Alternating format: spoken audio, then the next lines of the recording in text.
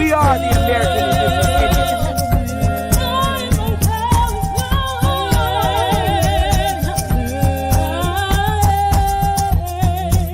Indians. Baby. Copper-Colored Indians, baby.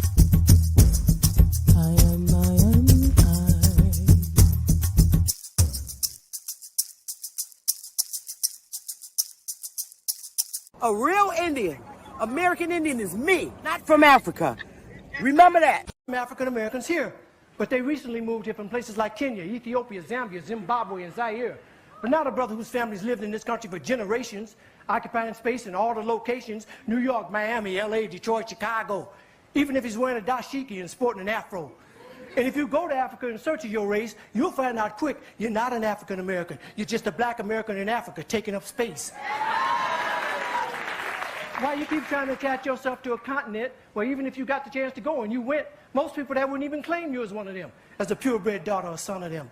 Your heritage is right here now, no matter what you call yourself or what you say. And a lot of people die. White people are scared to death right now, particularly white males. They're scared to death that they are going to lose their power in the future. And they are. But if you want to get ready for the future, if you want to be treated well in the future, treat others well in the present.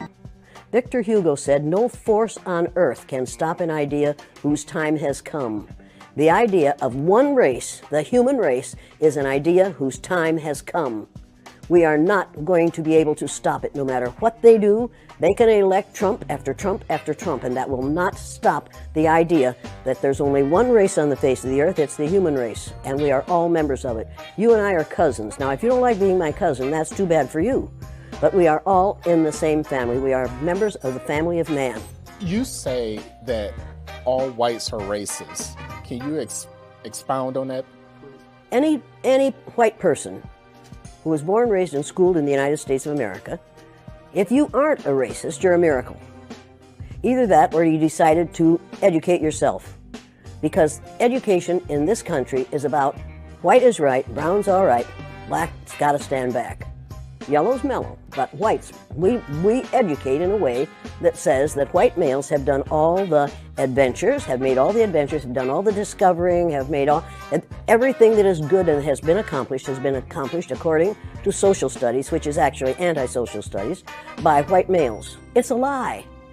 But we do that in order to maintain the myth of white superiority. The myth of race has to be maintained at all costs in this country. Because if white people have to give up the color of their skin as being something that makes them perfect, what do they have left?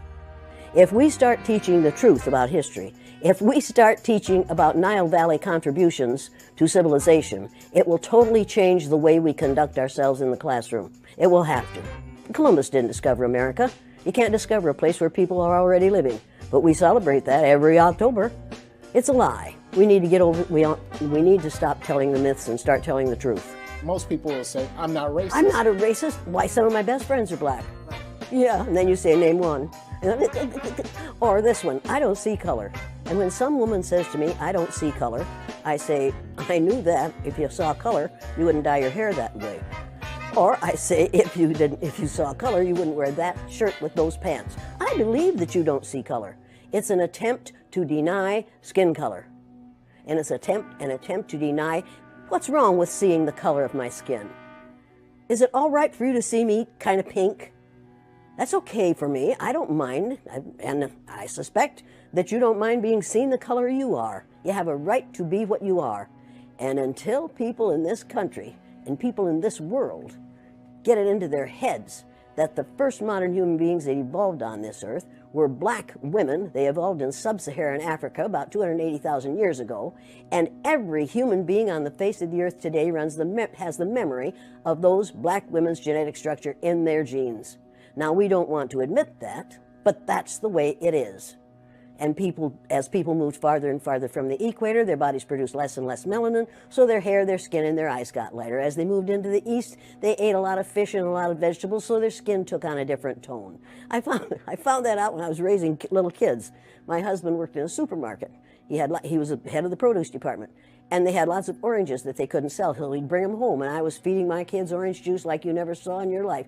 They began to have an orange cast to their skin. I thought they had a liver problem. So I took him to the doctor, and she said, what are you feeding these kids? I said, Well, lots of orange juice. She said, stop it if you want to stop being orange. Now, if you think that skin color isn't anything other than the body's natural reaction to the natural environment, get over it. If all white people are racist, according to you, can they be reprogrammed? Of course they can. Of course they can. Of How? course they can be. It's called education. I'm an educator. The word educator comes from the root duck deuce, which means lead, the prefix e, which means out, the suffix ate, which means the act of, and the suffix or, which means one who does. An educator is one who is engaged in the act of leading people out of ignorance. Now, I know you can change them. The second year I did the blue-eyed, brown-eyed exercise in my classroom, it was filmed by the Canadian Broadcasting Corporation. They gave me a copy of that film. I showed it to my father. My father was about 59 years old at the time. He's been a farmer all his life. He raised six kids, lost one, raised six. Watched that film as a 59-year-old man. When it was over, he stood up, and with tears in his eyes, he took his red handkerchief out of the back pocket of his overalls, his bib overalls, and said, I wish somebody had taught me that when I was 9 years old. All right, you two cutie pies. Let's see. What? Okay, you just told me that you ladies are sisters. Yes. You're the baby over here on the left that was bullying your big sister in the pink. Yes. That's right. Anyway, what's your name? Willa and Ellen. Now, tell me what you know about people my color, brown-skinned, who were Indigenous people. To where? To what land? To America. All the right United now. States. And you know that as a little girls, right? Yes. Oh, yes. All right. I just want to thank you both. Where did you say the Indians were from? Where you we are? have Abenaki up in Vermont. Up in okay, and And we have the Penobscot. in Maine and the Mashantucket. yeah, okay. All right, ladies. Well, I want to thank you for that. It's just good to know. Because Yes, I was born in the everyone should 60s. know. We were Yeah, taught they that. know. Yeah, we were taught that. You said everyone should know? Yes. All right, ladies. Yes. You girls, you're two good girls, and you got to stop bullying your your big sister. Okay. Have a good day. Father God, Lord Jesus, the creator of heaven and the earth, we come before you right now. Somebody called you a burden bearer. Somebody called you a heavy load carrier. Somebody called you a wheel in the middle of a wheel. But I'd like to call you the creator of all things right now. For you put a leaf on a limb, and a limb on a branch, and a branch on a tree, and a tree on some roots, and the roots in the dirt, and the dirt in a hole, and the hole in the ground, and the green grass grew all around and around. The green grass grew all around Jesus. Now I want to thank you for chicken. Thank God for chicken. Didn't have to do it, but he did. Gave him 2 legs, 2 thighs, 2 breakfasts, 2 wings, hot sauce on him. And I can hear that chicken tonight, Lord, as he offer up a sacrifice of praise. I believe I can fry.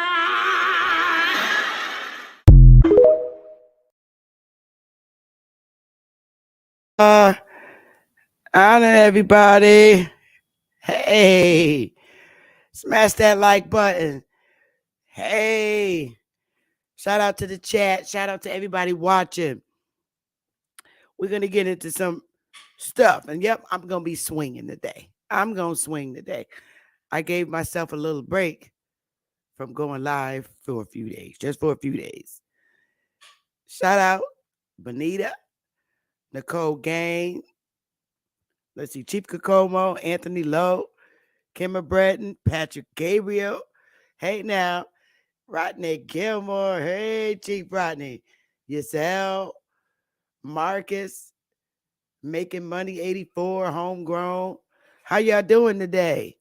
Yep, I'm not taking it off. I'm leaving it out. I don't feel like taking it off. That way it's not on my neck. I'm grannying today.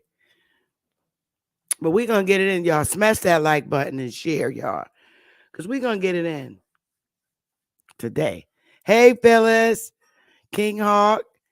Hey, now. Smash the like button, y'all. So I'm going to get into, and I'm going to show y'all some stuff. And it's so much information out here regarding our history. And it's always been under our nose. And that's a fact. Our history has always been under our nose as a people. And we're going to get into who reconstructed our lives and who rewrote our history and continues up to including this date, rewriting our history. We were put to sleep. We went in a deep sleep. I know that's right, Uru. Hey, Lady Libra, baby. Hey, Uru. We have been in a very deep sleep. And psychologically,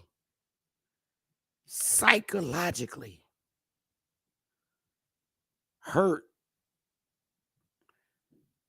our history and the fact of who we are. We've been psychologically damaged.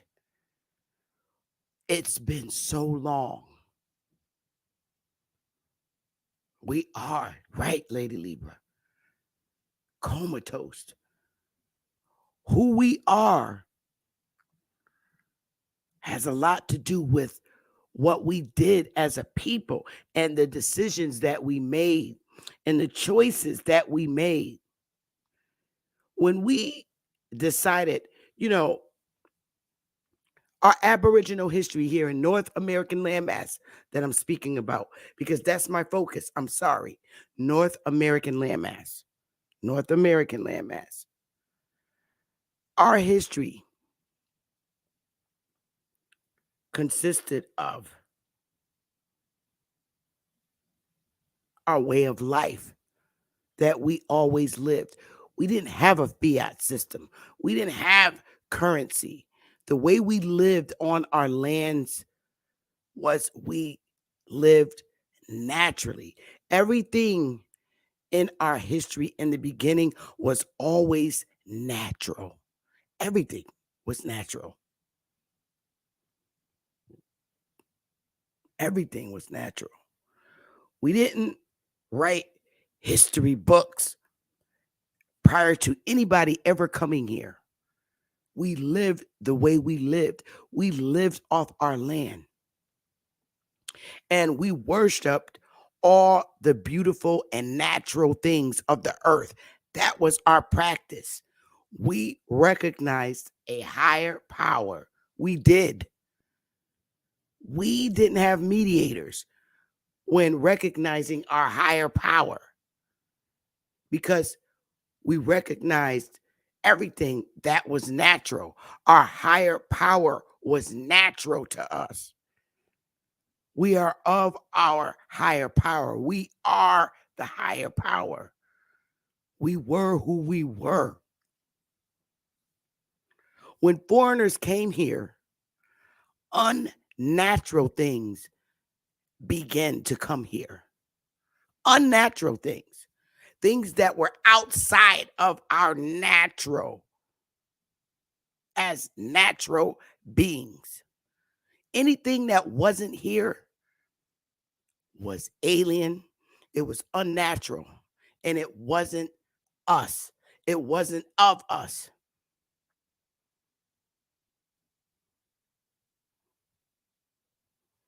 Religion, ways of life.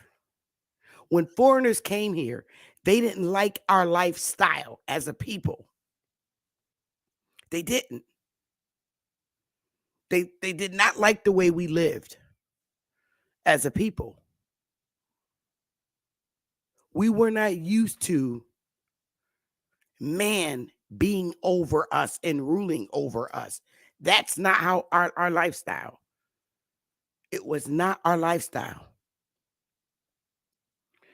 Religions were introduced to us Because as foreigners came in on our lands, we began fighting them and warring with them till it became so uncivil and so unmanaged because the foreigners were doing things against our wishes. Religion was one of the first unnatural things that put us to sleep as a people, no matter what religion we went in. Whether one of the biggest ones was Christianity. That's not something we practiced here. It was brought here and introduced to us. It started up in Massachusetts, Plymouth Rock, all up there. That's where Christianity started. And it was introduced down from Mass, coming on down to north, coming down south, introduced and spreading out throughout our landmass. And against our unnatural wishes, we began to indulge in those foreign religions because a lot of us fell in love with foreigners. We had children with foreigners, and we began taking on their liking and their customs and their way of life, omitting our own, which cost us deeply and greatly to lose track and focus as to who we are as a people.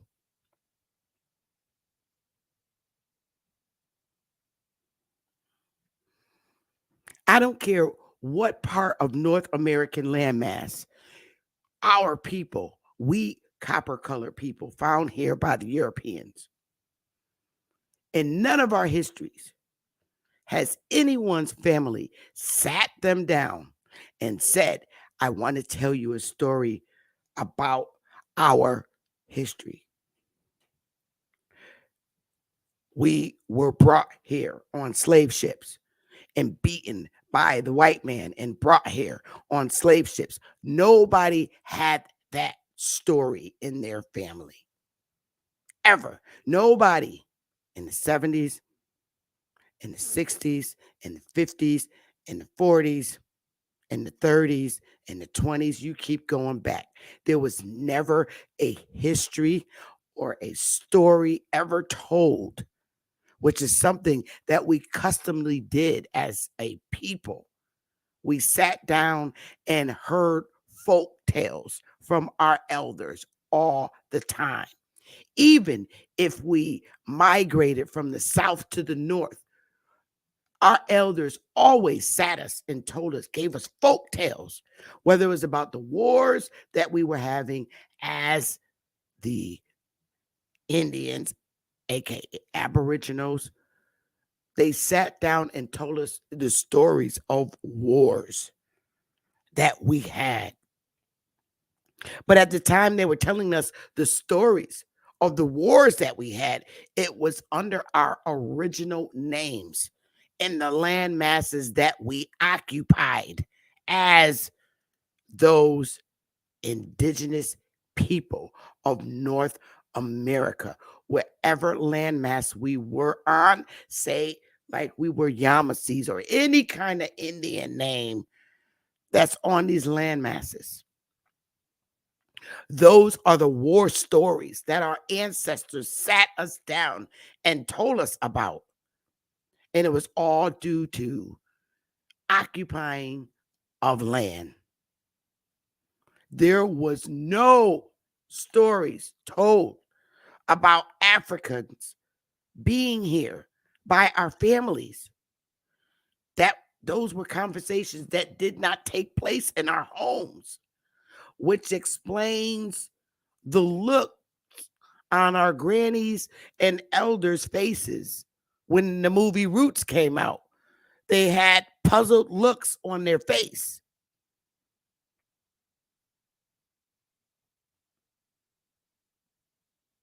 Because they knew it wasn't our history. And I'm not going to stop saying this But in our communities where we were pushed into the inner cities to be called Black or African were words of insult in our communities across these here now 50 states. It has always been humiliation and a degrading thing to be called a Black and an African in all our hoods because we took that on as insults. As a people, they were fighting words. We didn't know why we were ready to fight our sisters and brothers when they called us those particular names. You Black, you African. We don't understand why we were ready to war with a countering child your age that called you that. It was not a good thing. So if we were going to fight you just for calling us a Black or African booty scratcher, it's obviously there's a reason why. And when you feel deep within your blood, you know why. Because our ancestors knew that that was a way of taking our land by making us the foreigner. When we went into Christianities and all these other different religions, it made us lose our minds as to who we were.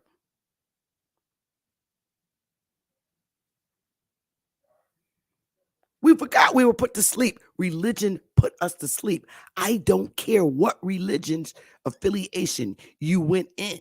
And I'm not here to bash religion, but I'm here to tell you that that's why you're having a hard time understanding who the first people of the landmass that you're standing on is because when you went off into other ideologies and other religions, you forgot who you were on the landmass.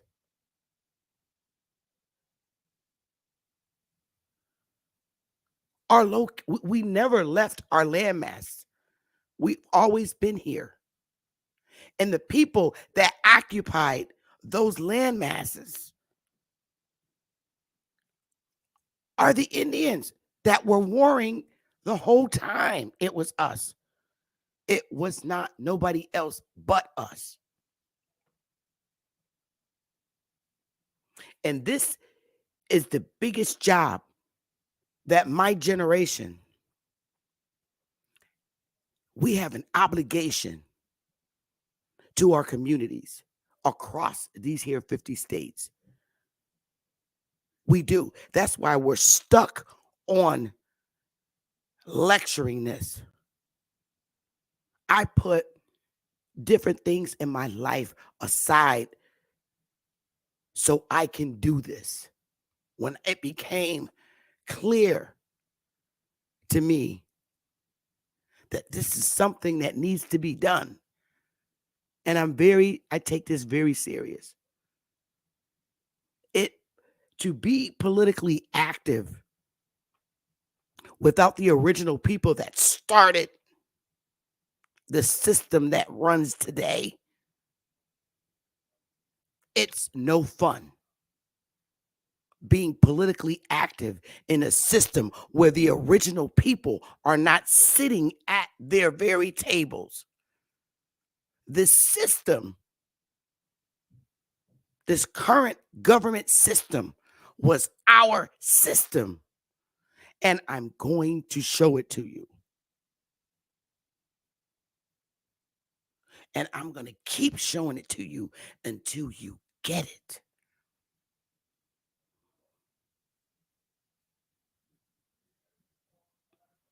I have slides today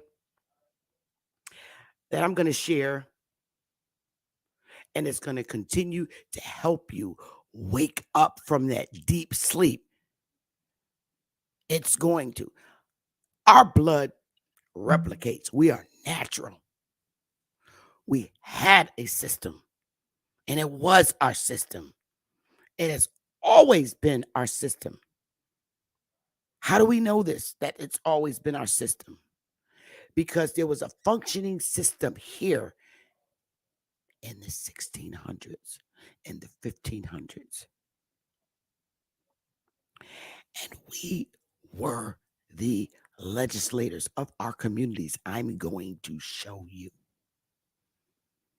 This has all been hidden. It's been hidden. By, thank you for the cash apps. The system that we operated was kept from us by the church, by whatever affiliation we went in, because you have to understand that our grannies, when they went to school, when they were little, our grannies, now I'm speaking the 1920s, the 1930s, the 1920s, the 1900s, the 1800s, 1700s. School for our grannies and grandpas were in the plantation church. That's where school was held. And a teacher came to the plantation to teach Christianity. That was their school.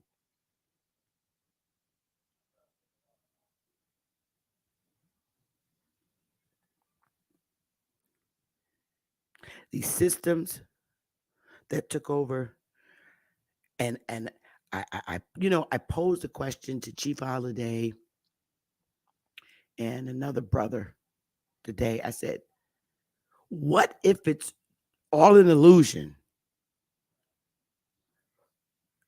A big illusion where we've been told that our land was taken away from us. We were told our lands were taken away from us, and we lost all our land. What if all of that is just a big ass illusion and you just don't know? And I'm going to tell you why I'm saying that. And I'm going to show you why. What if it was all just an illusion to psychologically make you think that that's what really happened, when it really didn't happen, and it never happened? And we are led to believe this all this time.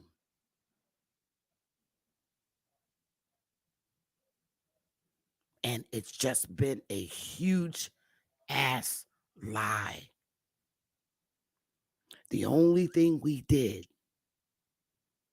was step away from the motherfucking table.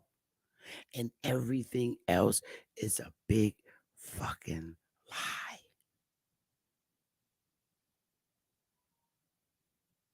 When you look around these towns, in all these states, now each state have multiple municipalities, aka former towns, aka former territories. Because before they were towns, they were Indian territories with chiefs.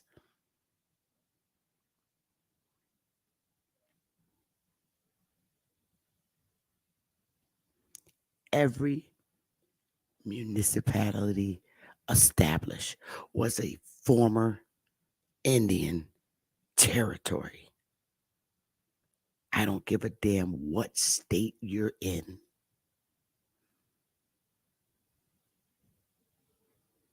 Every town was, and you listen to me, every town established was a former Indian territory.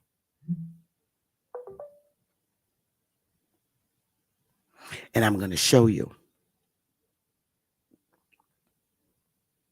There are things that are put in your face that's a complete lie. You drive by them every day and you don't know it. And the The only way you're going to know, we have to tell you. It's not the foreigner's responsibility to tell you what the fuck is going on or what's been going on. Because everything works in their favor and we don't know it. We're just assuming it's not ours when it really is. Assumptions, assumptions, assumptions. That's all it has ever been.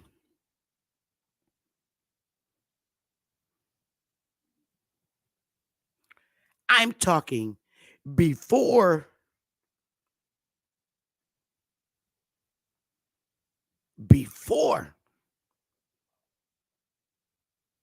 you tried to make Pookie and Ray Ray like mainstream white society. That's never going to happen. The Indians never wanted to be like mainstream white society. This is why you have the two differences in lifestyles in our community. There's just two differences in lifestyles in our community. One has always been the same, and the other is some new shit that was introduced. Pookie and Ray Ray has a bloodline. The reason why Pookie and Ray Ray is in the streets and not acting like mainstream white society is because they're still the Indians that saying, fuck no, I'm the God. I'm going to be who I am. This is my community. And that's why Pookie and Ray Ray still has that aura about them. And it's never going to change. I don't fucking want it to change. Pookie and Ray Ray don't understand why they're the way they are. It's in the blood.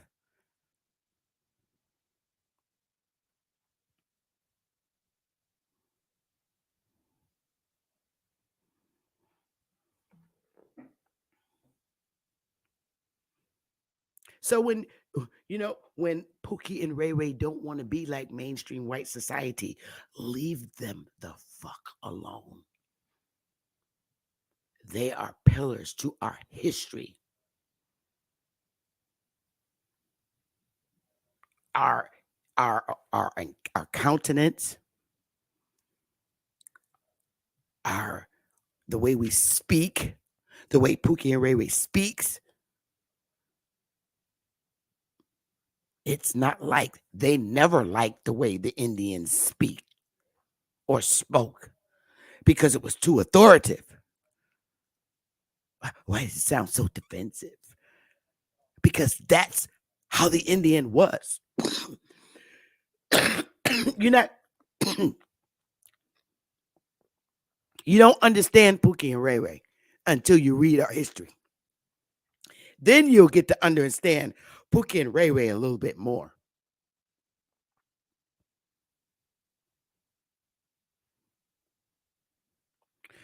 The Indians have been telling you forever that they do not want to be like the white guy. They've been telling their wives. They've been telling their mamas. They've been telling other brothers who decided to go into church and come out and try to recruit people, the Indians in the community, to join the church. And Pookie and Ray Ray always said, fuck, no, I'm not being like that. You go to church. The Indian was always like that. You had some that wanted to go and some that do go, just like today. So what you got to do is leave Pookie and Ray Ray alone, and Big Meech, and all of them. Just leave them alone. Excuse me, I got the itchy throat today.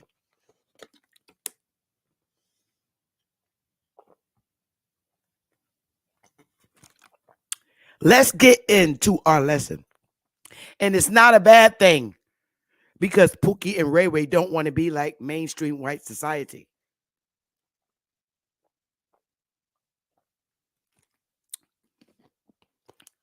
And it's not right. It's wrong. You're going to come to somebody else's land and tell them that they should live life and be like you on their own land. That's some bold shit. Think about it.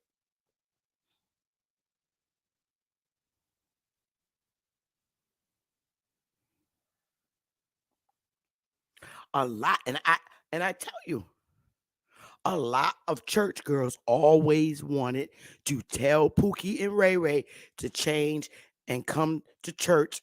And Pookie and Ray Ray was not feeling that energy in that church. And you sisters, we tried to make them go to church. And that's where we lose them at. That's why they the way they are. You're trying to make them be like another being. That was our biggest mistake as matriarchs, trying to make our men be like Pastor. Mm-mm.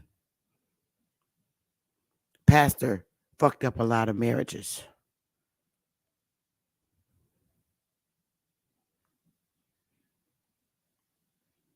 And Pookie and Ray Ray wasn't having it. And we have to now thank them.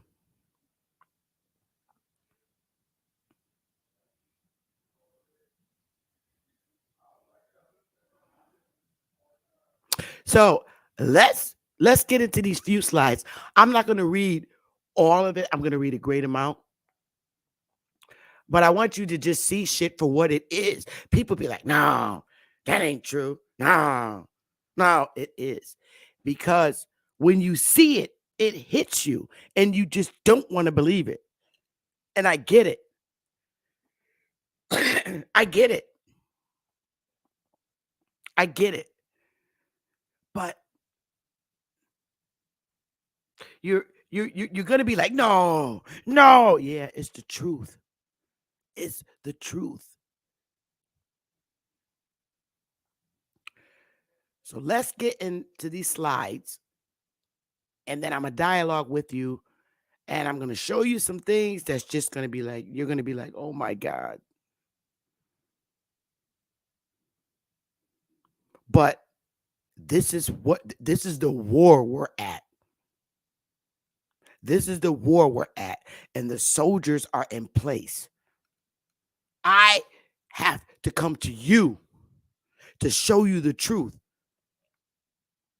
And there are others in this community that have to show you, because there's other fighting against us in this truth, because they're very far gone and believing a story that never fucking happened. And we're winning this war. The ancestors already let so many of us know. That's why we're not stopping. We're winning this war. Our identity crisis war. We are winning. We are winning, and we just manifest it.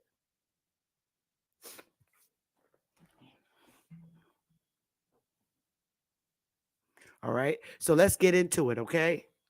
And chat. Don't worry about people in the chat that's saying horrible things. Let them. Okay? Let them. Because when we see this, we know we're doing our job. Okay? All right. So let me get into it. I'm going to pull up the slides now, my loves. I'd much rather you pay more attention to the slides than the clowns that come before us. All right. And it's exactly what we're going to get into it. Who reconstructed our lives and rewrote our history in North America? Was it a collective effort by the chiefs of our tribes and its membership, the people? Let's go, y'all.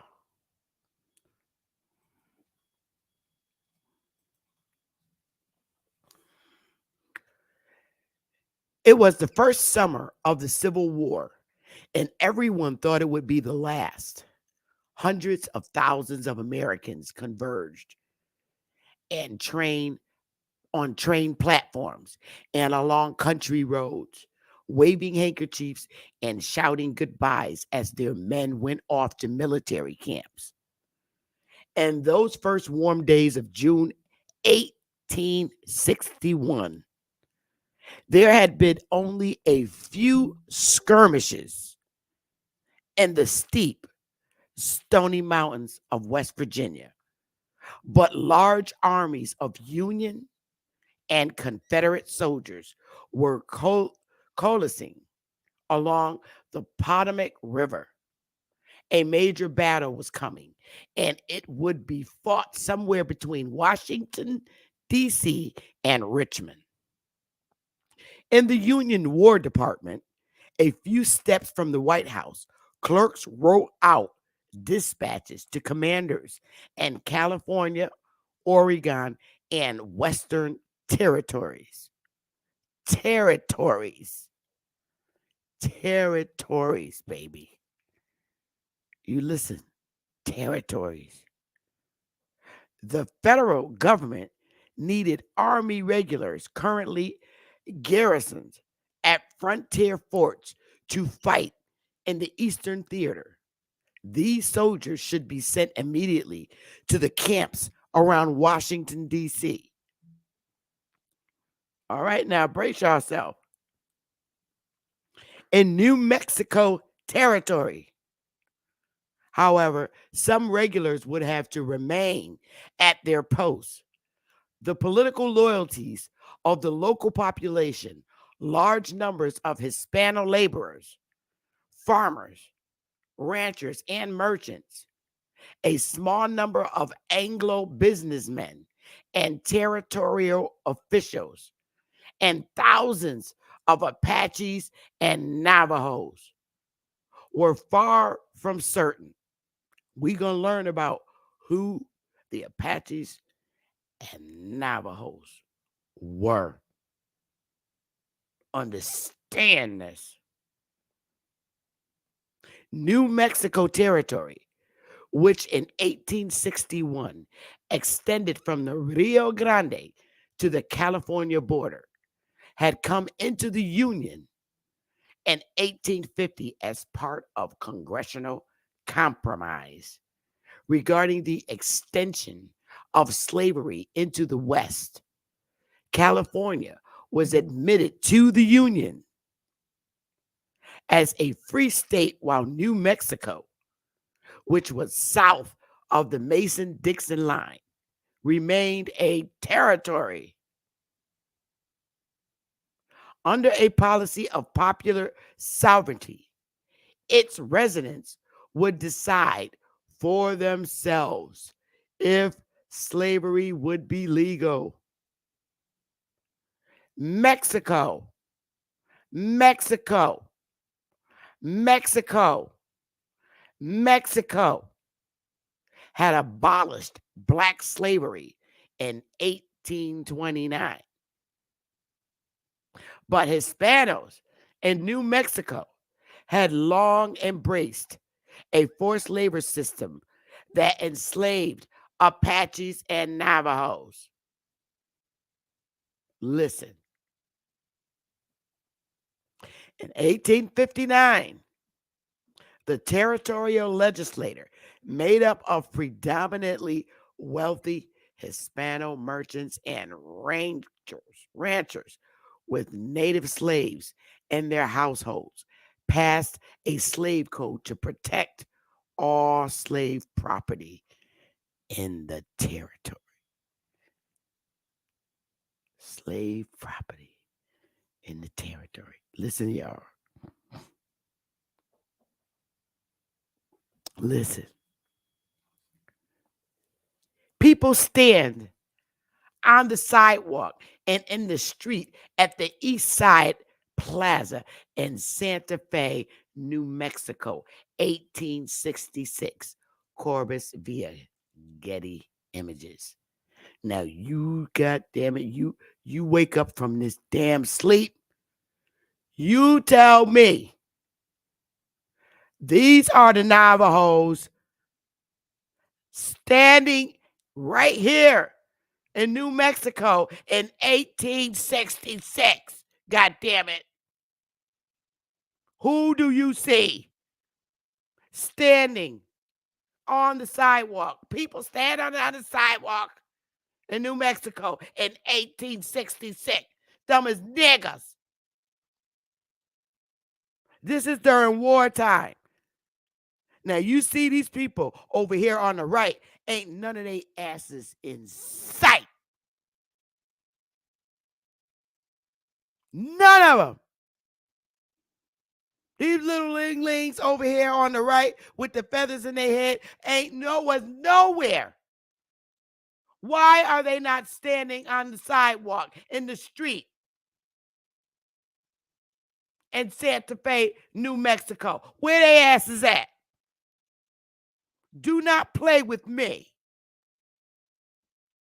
You're looking. You want to know what the Navajos? You're looking at them. Now you look at them for a minute and tell me now why not one? Why didn't they capture pictures of these little Lululus over here on the goddamn right? Them ain't no damn Navajos.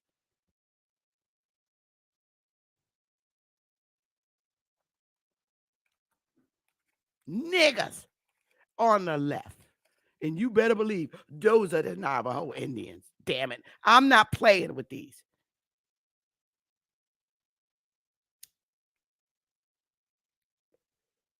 If you're going to paint a Navajo Indian, you're going to put them in the picture in the landmass that we're talking about, right?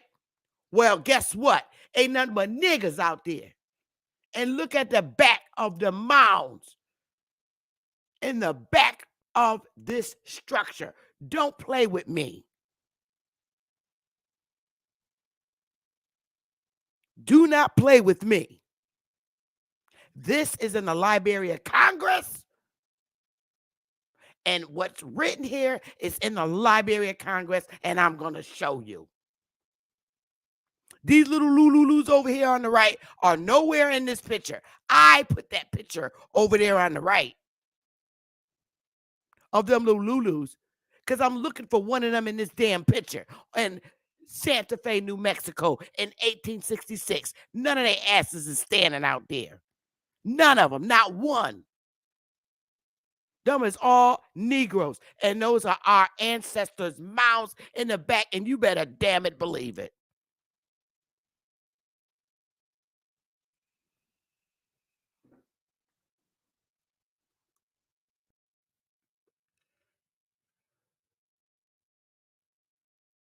Those are our structures. And you take a look at those damn mounds in the back.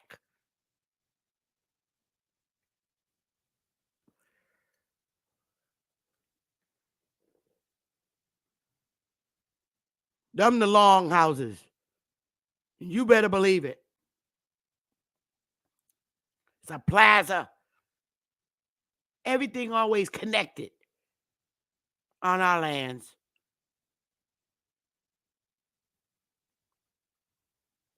Negroes standing out there, not little linglings, like Empress Oprah called them, little linglings.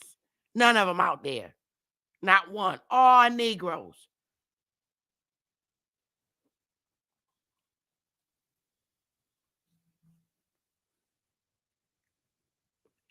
In order to ensure that this pro-slavery stance did not drive New Mexico into the arms of the Confederacy, the commander of the Department of New Mexico would have to keep most of his regulars in place to defend the territory from a secessionist overthrow, as well as a possible Confederate invasion of New Mexico.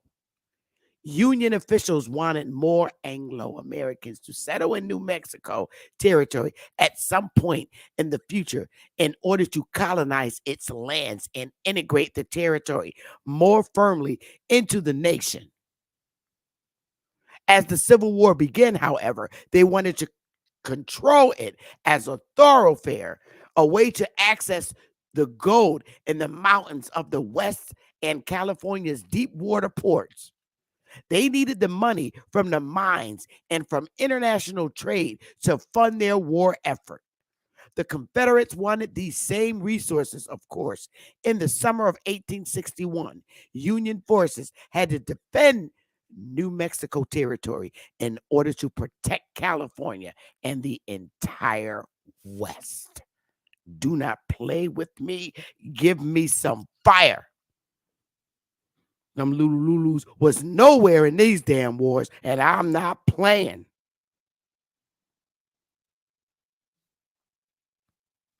I don't even have to keep reading this.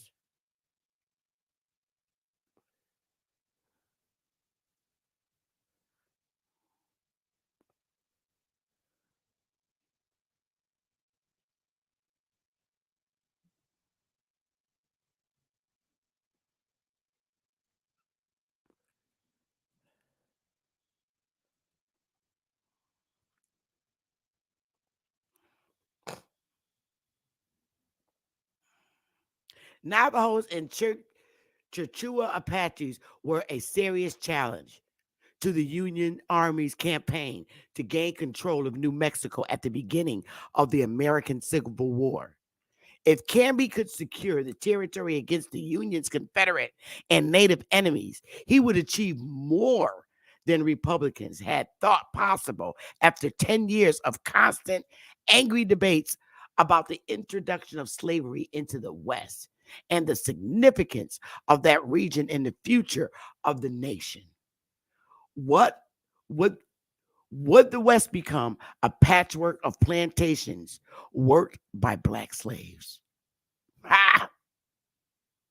Southern Democrats led by Mississippi Senator and future Confederate President Jefferson Davis had argued that the acquisitions from Mexico, particularly New Mexico territory, can only be developed by slave labor in some of its forms. The amount of food and cotton that New Mexico plantations would produce, Davis imagined, would make that territory a part of the great mission of the United States to feed the hungry, to clothe the naked, and to establish peace and free trade with all mankind. Yo, throw up some damn fire, y'all. Man, I listen. The first slave owner in America was not only a black man, he went to court and demanded it in 1654. In 1654. Throw up some goddamn fire, y'all. Listen to me. Listen to your in 1654. It was time for Anthony to release John Casser, a black indentured servant. Instead, Anthony told Casser he was extending his time. Nigga, what? Casser left and became employed by the free white man Robert Parker. Became employed. Okay? Y'all listen. Listen. That Negro Anthony Johnson sued Robert Parker in the Northampton court in 1654. Yo. In 1655, the court ruled that Anthony Johnson could hold John Casser indefinitely. The court gave judicial sanction for blacks to own a slave of their own race.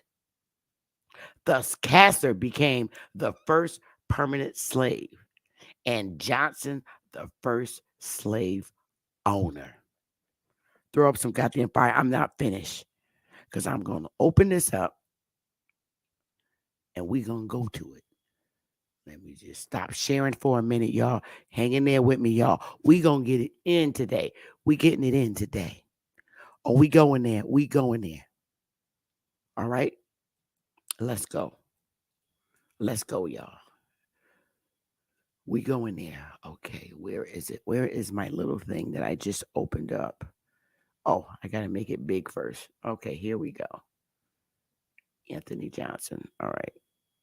You know what? It's opening up in my other copy. It's opening up in my other thing here. Let me get it open here. I'll open it up here. Ding. Put it in my what do you call it? I want to go to the case. All right, here it is. So now let me get back to where you guys are. All right. Get from the beginning. Escape out of this. And do a share screen. Oh. Where are you? All right, here we go. So let's go to the actual case. Court ruling on Anthony Johnson and his servant, 1655. And this is the actual original image right here. I will put this in the chat so you can have it. On March 8th, 1655, the Northampton County Clerk ruled in favor of Anthony Johnson, a free man. Now check this out, y'all. 1655. They were not using this shit. A free man of African descent, when he was accusing of keeping an indentured servant as a slave. Get your fucking laugh on. The deposition of Captain Samuel Goldsmith taken in open court March 8th saith, now I got to read it the way it's written, that being at the house of Anthony Johnson Negro, now it jumped to Negro, about the beginning of November last to receive a hogshead of tobacco, a Negro called John Casser came to his deponent and told him that he came into Virginia for 7 or 8 years per indenture, and that he had demanded his freedom of his master, Anthony Johnson, and further said that Johnson had kept him, his servant, 7 years longer than he ought, and he desired that this deponent would see that he might have no wrong. This is the way it's spelled. No wrong. N-O-E, wrong. R-O-N-G-E. Whereupon your deponent demanded of Anthony Johnson his indenture. He answered, he never saw any. The said Negro, John Casser, replied, he came for a certain time and had an indenture. Anthony Johnson said he never did see any, but that he had him for his life. Further, his deponent said that Mr. Robert Parker and George Parker, they knew that the said Negro had an indenture and on Mr. Carey 100 on the other side of the bay. And the said Anthony Johnson did not tell the Negro, go free. The said John Casser would recover most of his cows of him. Then Anthony Johnson, as his deponent did suppose, was in a fear. Upon this, his son-in-law, his wife, and his 2 sons persuaded the said Anthony Johnson to set the said John Casser free. More saith not Samuel Goldsmith.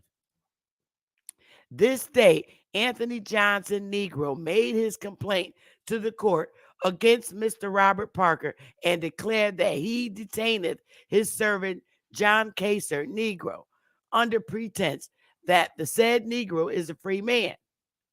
The court, seriously considering and maturely weighing the premises, do find that the said Mr. Robert Parker most unjustly keepeth the said Negro from Anthony Johnson, his master, as appeareth by the deposition of Captain Samuel Goldsmith and many probably circumstances.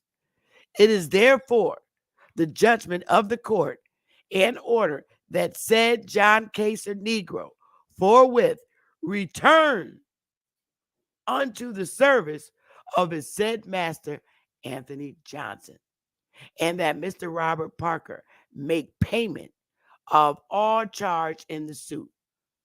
Also, execution. Man, listen, y'all. Listen. Is that a hot mess or what? You see the year. Ain't no goddamn Africans gonna be owning no slave. That is a case law. That is a primary source. That is law. Ain't no Africans owning no slaves.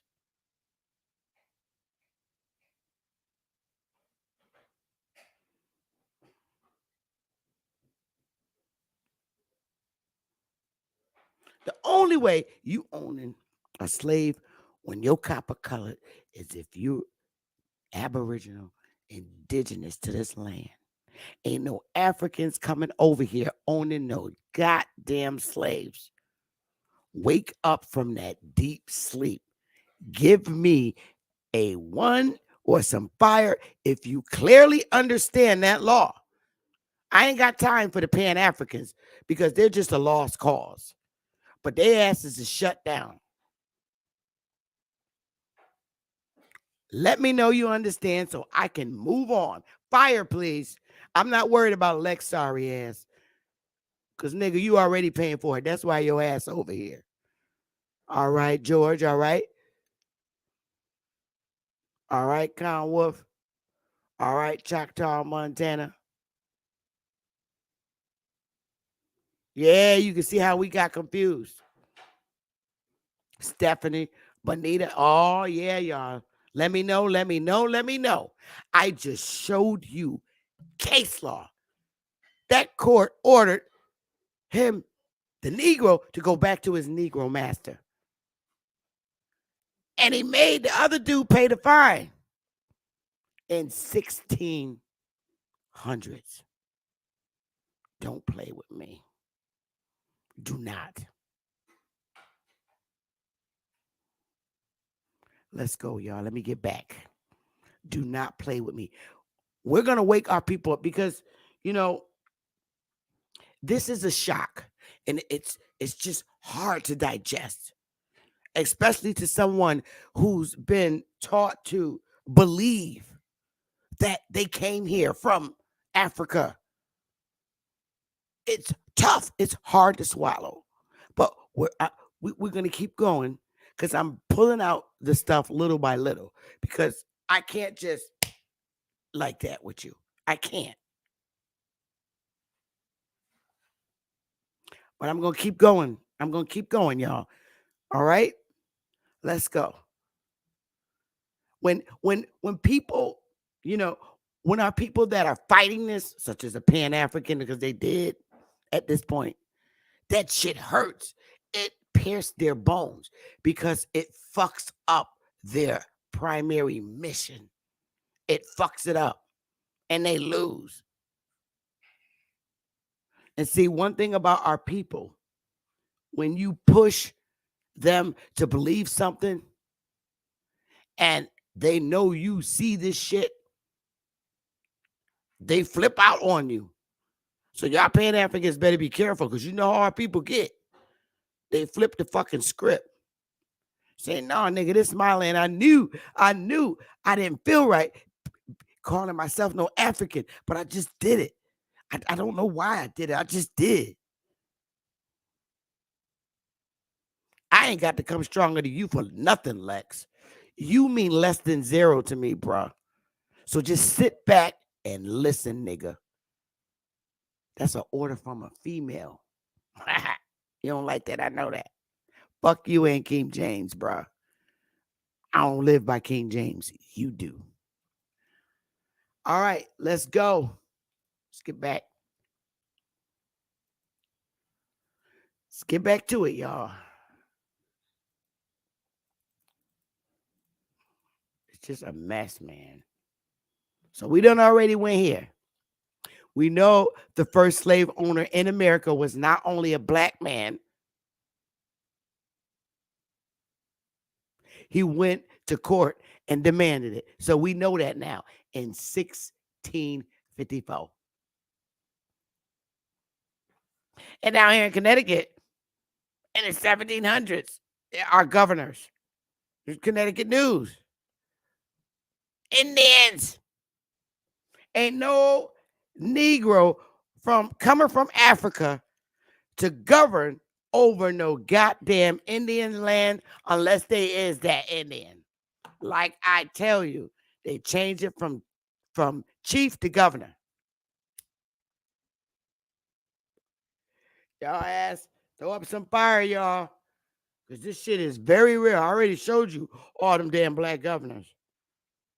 Shit is very real, man. And it's hurting.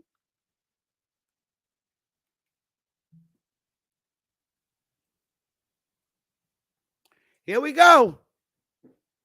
South Kakalaki, 1865. Listen, y'all.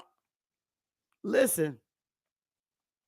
Proceedings of the Colored People's Convention of the state of South Carolina held in Zion Church, Charleston. Zion Church, not AME. November 1865, together with the Declaration of Rights and Wrongs, an address to the people, a petition to the legislature, and a memorial to Congress. Charleston, South Kakalaki, Leader Office, 1865. Y'all throw up some goddamn fire because we going to read this. I'm going to click on this little red link.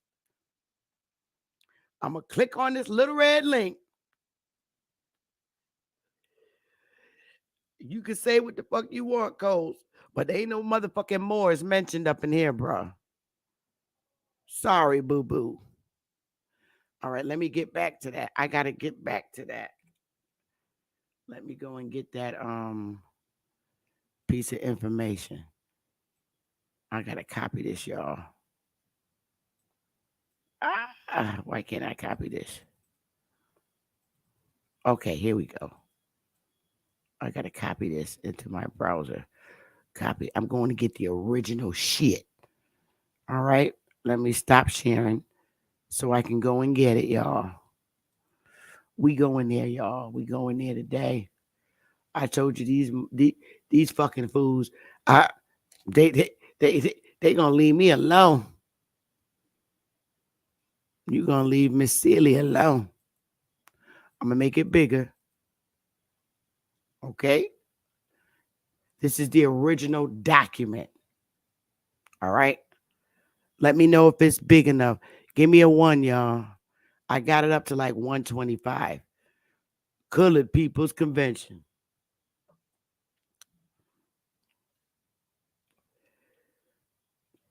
I love y'all too. Here we go. To the members of the state convention, their constituents, the colored people of South Carolina, and the friends of liberty throughout the world. The committee appointed by the state convention of the colored people of South Carolina convened at Charleston on the 20th, 21st, 22nd, 23rd, 24th, and 25th of November, 1865 for the publication of its proceedings in a pamphlet. Are y'all seeing this? I thought I hit the share screen. All right. Now you should be able to see it. There we go. It should be showing.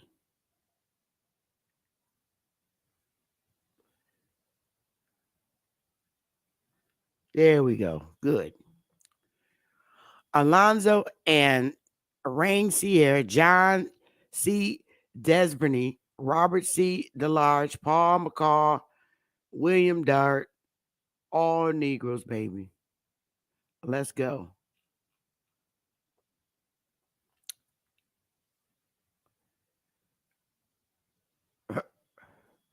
Proceedings of the convention. First day. The state convention. Now y'all listen to this.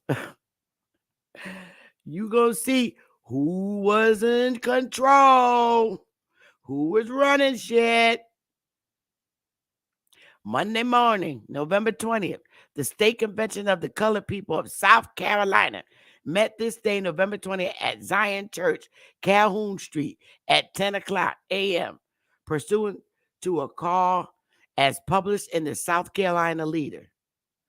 A convention of the colored people of the state of South Carolina will assemble in the city of Charleston on the third Monday of November, instant being the 20th day of the month, for the purpose of deliberating upon the plans best calculated to advance the interests of our people, to devise means for our mutual protection, and to encourage the industrial interests of the state.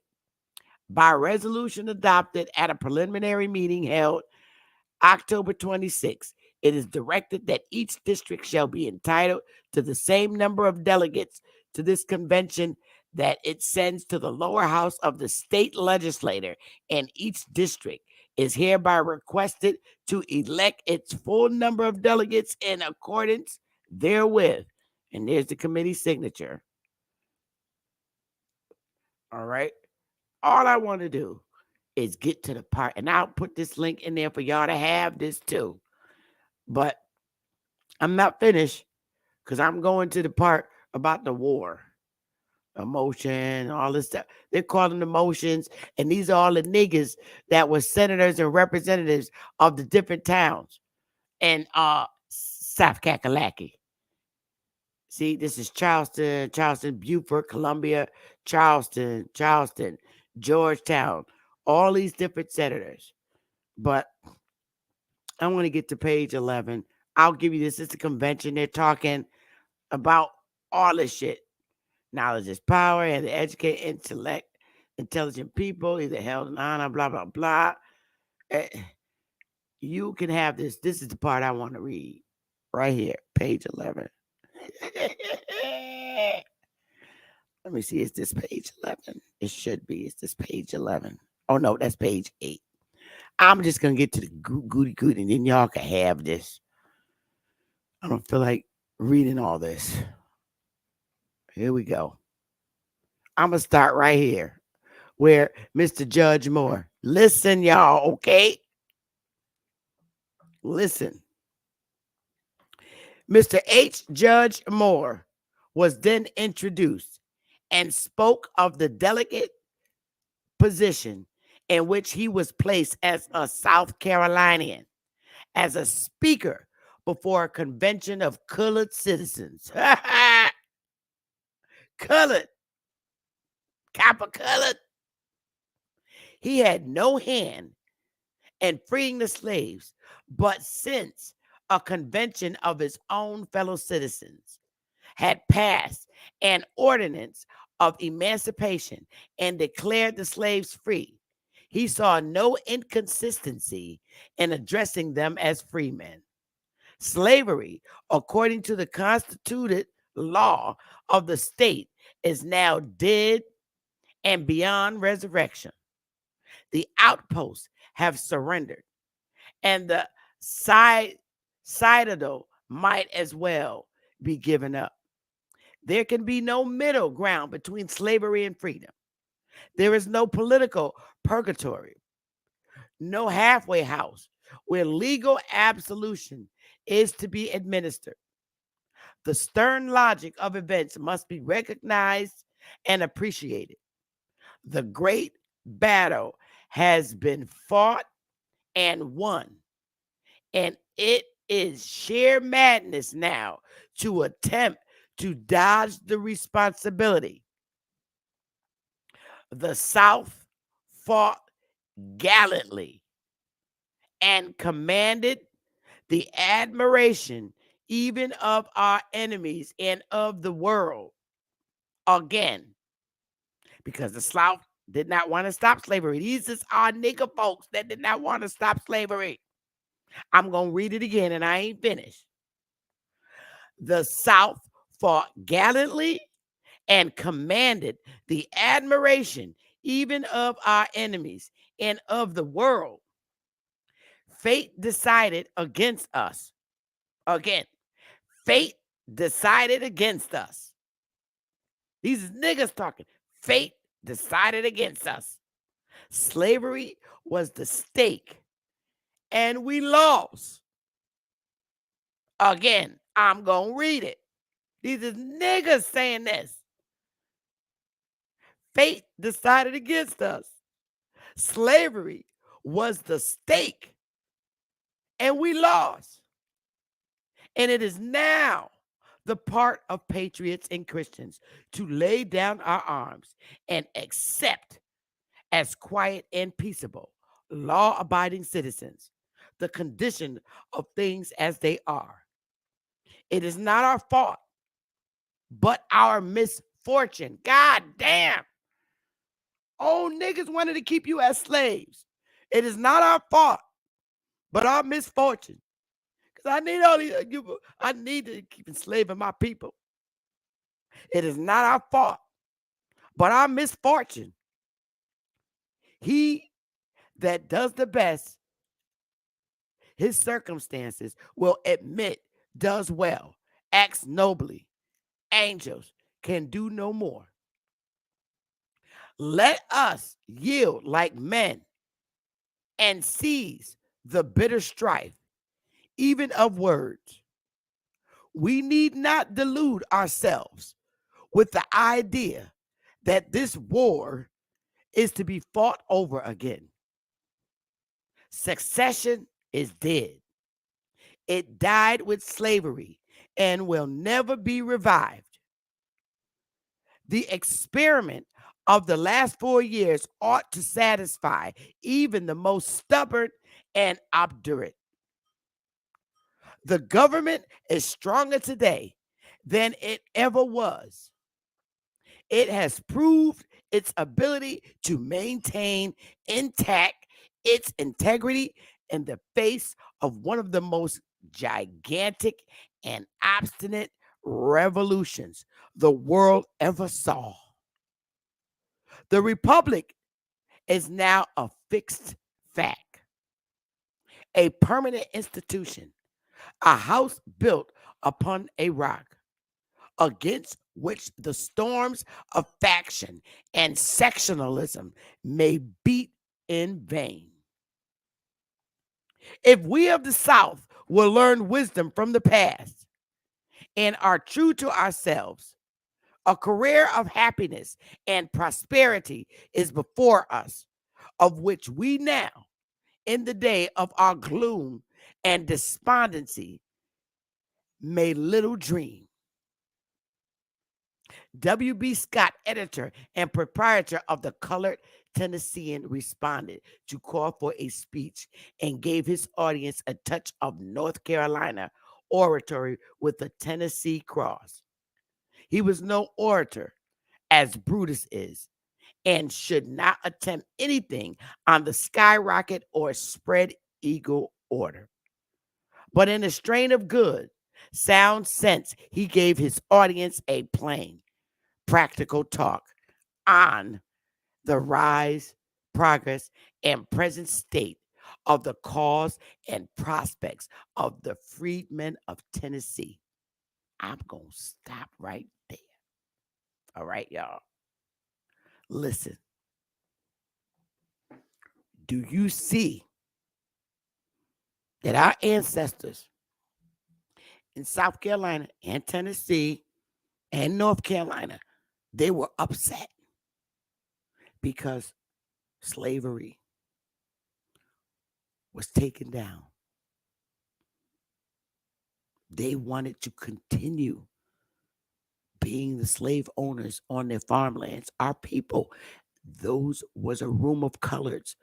that were upset in the General Assembly, and they were senators and representatives in the chambers in South Carolina in that year, in that time.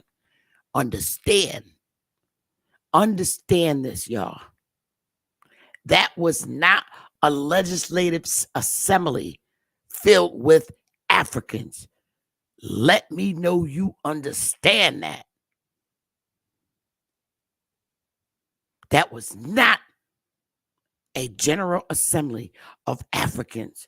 Those were Indians. That's all that was in the South.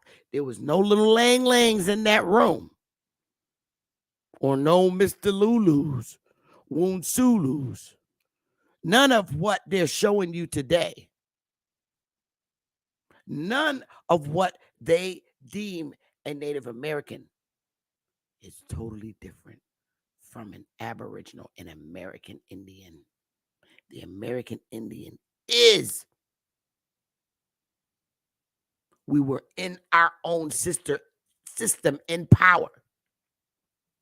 When I say to you that we've been put in a deep sleep and shit that you just won't believe, you've got to believe it. We were there. We stepped away from those very positions. And in reading that, it kind of hurts that to know that our people were upset of losing the war with the Union so that they could maintain the slavery in the South. That hurts. This is why I said, my people, my brothers and sisters, my first people of this landmass, we cannot go on being angry with the white man. Our people were in power. That was our system. That was our system. And our ancestors wanted out of those systems, and they gave their lives to end those living conditions. Yeah, the land was beautiful in the South, those acres and acres. But what cost was it for our ancestors' backs and lives as a people?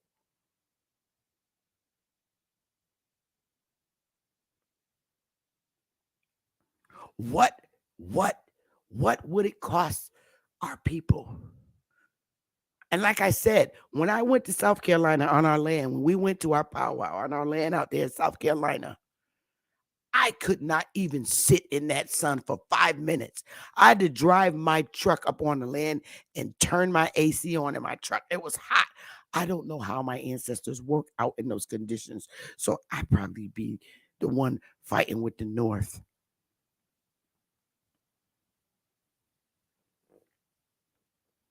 Do you understand who was in control?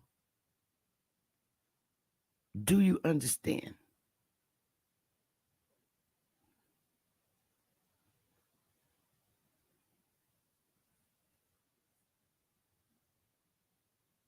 Understands.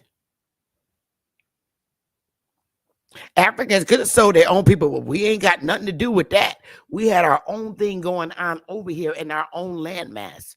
Nothing to do with South Kakalaki, baby, in none of the states. We were the owners. And what makes you angry is seeing that it was your ancestors that owned slaves. And see, it fucks up the whole Pan-African story. Y'all are buried. That was not a legislator full of Africans. Those were our grandparents and that legislation. And you better believe it. We were the slave owners. And that's all I need to prove at this point. I don't need to go in heavy detail. I say fuck you to a Pan-African. Y'all can kiss ass.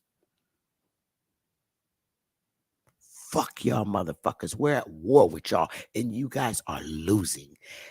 That's primary information. That, what you saw, is legislative law. That ain't no fucking newspaper. That is legislative law in your face. It was happening at the time in the General Assembly of South Carolina. And you heard what our ancestors said. We lost. They lost. Slavery is over. The people wanted to leave from underneath you.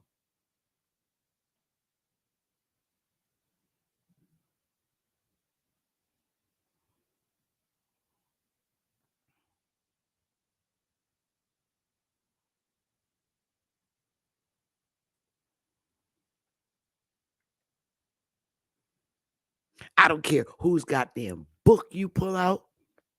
I don't care whose church book you pull out. I don't care whose Bible you pull out. You can't fuck with legislative law. That is the law of the state of South Kakalaki. That's law. You can't fuck with law with your Bible from the AME church, with nothing that chokes you. Your Bible, your scholars' books from colleges is not primary source. Legislative law.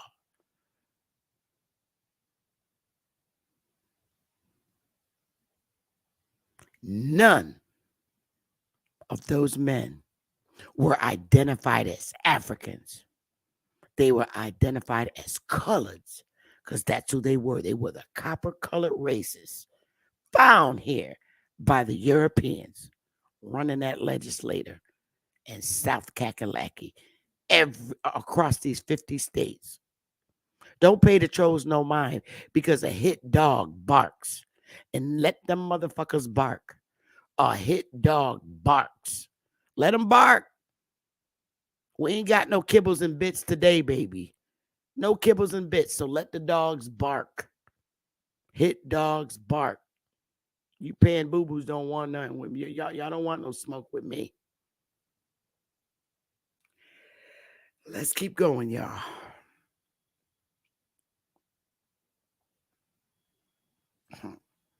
Let these hit dogs bark, y'all. Let me get this back up to what I had. All right, share screen. I got to get back to the share screen, y'all. Smash that like button, y'all. Don't forget. And thank you so much for the donations. I appreciate it so much, you guys. It feels kind of weird getting donations in my cash app. It really does. And I'm so ever grateful, and thank you. I really appreciate it. Where is it? Oh, here it is. I'm going to open my panel up in a little while, but let's finish this off, y'all. Let's get it in. And I'm believable. That's where my family is from, South Carolina. That's the only place, my God. South Carolina. I can see why my grandparents, my ancestors migrated. We went through that. We just went through that. Now, let's talk about who's responsible for rewriting our history. Ernest James Gaines. You might know who he is. He's the person who wrote, what's her name? Miss Jane Pittman's autobiography. He wrote that. But he also is an Indian. And I don't know if this man, I swear, he could have been blinded by us, but I'm just going to say no. He was an American author whose works have been taught in college classrooms and translated into many languages, including French, Spanish, German, Russian, and Chinese. 4 of his works were made into television movies. His 1993 novel, A Lesson Before Dying, National Book Critics Circle Award for Fiction. And we gonna know. Gaines was a MacArthur Foundation Fellow. He was awarded the National Humanities Medal and was inducted into the French Ordre des Arts et des Lettres, Order of Arts and Letters, as a Chevalier. Let's go, y'all. Gaines. Now listen to this, y'all. This shit ain't, I'm telling you, this is how our history was fucked over by the agents, and some of them was doing it and didn't even fucking realize it. He was born January 15th, 1933, and he died November 5th, 2019. So he's my grandmother's era. Gaines was among the fifth generation, now listen to this, of his sharecropper family to be born on a plantation in Pointe Coupé Parish, Louisiana. Y'all, listen. That became the setting and premise for many of his later works. He was the eldest of 12 children, raised by his aunt, who was disabled and had to crawl to get around the house. Although born generations after the end of slavery, Gaines grew up impoverished, living in old slave quarters on a plantation. Listen, y'all. Listen. Because this is where the goddamn hijack came and the goddamn indoctrination. Gaines' first years of school took place in the plantation church. God damn it. That land was so big, it had a plantation church. When the children were not picking cotton in the fields, like I said, and like we tell you, on the census sheet, daddy is the master and the kids is the slaves. When the children were not picking cotton in the fields, a visiting teacher came for 5 to 6 months of the year to provide basic education.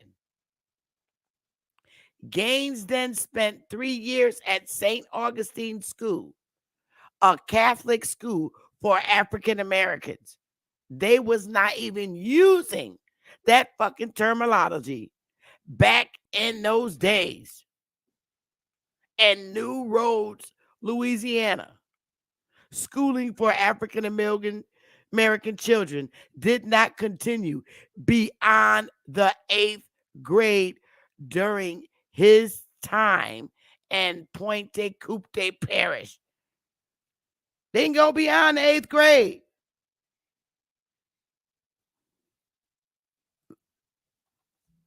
Ernest Gaines. He, like I told you, he wrote the autobiography of Miss Jane Pittman. And his genre was historical fiction. They have jobs. Listen, fiction. Let's go. The literature and the form of prose that describes imaginary events and people.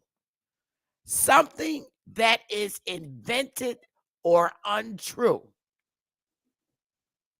Throw up some damn fire. I say this because, listen, when you're doing research and you want to pull out a goddamn book, look up the author. Research him. Who is he? He writes fiction, imaginary events and people. Something that is invented or untrue. Fiction. This is what these brown-colored professors do.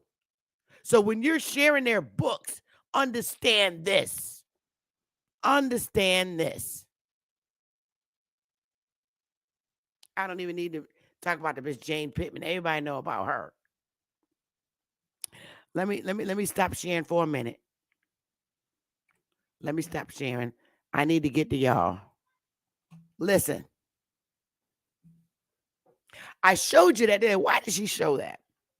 Why? I showed you that because when you're reading books from colleges and universities and books, period, you have to research the author. Understand this, that their writings of books are not primary sources. It does not hold up in the court of law. You can't take in their rhetoric. You have to deal with the systems shit. You have to deal with the systems shit. Like what I showed you, the law of South Carolina, legislative law, for it to be your truth. The South Carolina law showed, I showed you, the black slave owner of the South. I showed you this black slave owner went to court and they ordered his slave to go back to him and made the slave master he went to pay him. And he got executed. That's primary source, real shit. Nobody's book is primary source, and nobody's books hold up in a court of law. You work with the system shit, not some Arthur shit. That law, I use the shit that says, all right, how am I, what the hell happened? We were legislators back in the time when we were supposed to be little dirty, nappy head, stupid black people, brown people. When we was calling the shots the whole fucking time until they had to make a war to unravel what the fuck how we was running shit, which is pretty fucked up.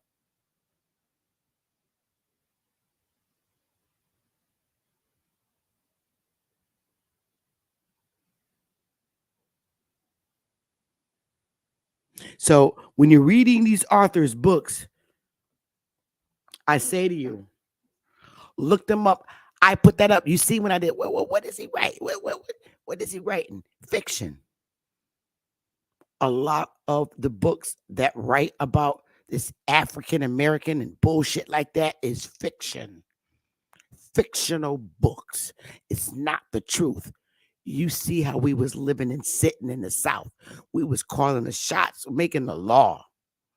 So when you writing shit about African slaves, that's fiction. Untruth, not true.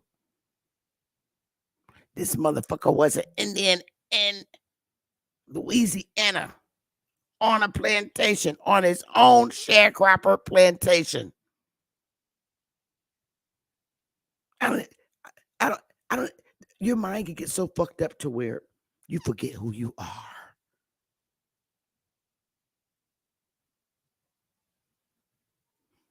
When the kids is outside picking cotton, that's exactly what the census read. Head of household. Kids are the slaves. Picking cotton on the plantation. School on the plantation. All this on the plantation. That's territory.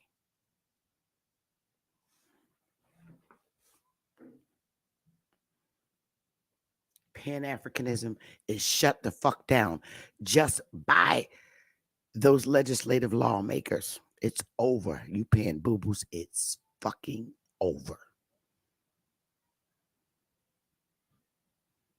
You're mad because a bunch of niggas was creating law in my blood lineage state, South Kakalaki.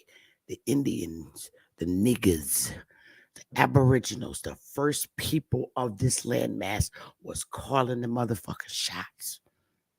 And they got shut down because they said, nope, the slave shit is over. The North came, they had the war. And you heard, dude. All right, it's over. We lost. That was niggas talking. We lost, y'all. It's over. We lost the war. The Civil War. We lost, y'all. Let's move on from here. We lost the war. Smack. Throw up some damn fish, y'all. That fist is a punch in the face. If you throw me up some fish, some copper-colored fish, that's a punch in the face to bamboo boos. So throw me up some fish, y'all. Give me a minute. I just want to drink a little bit of water, and I'm going to get back to the slides.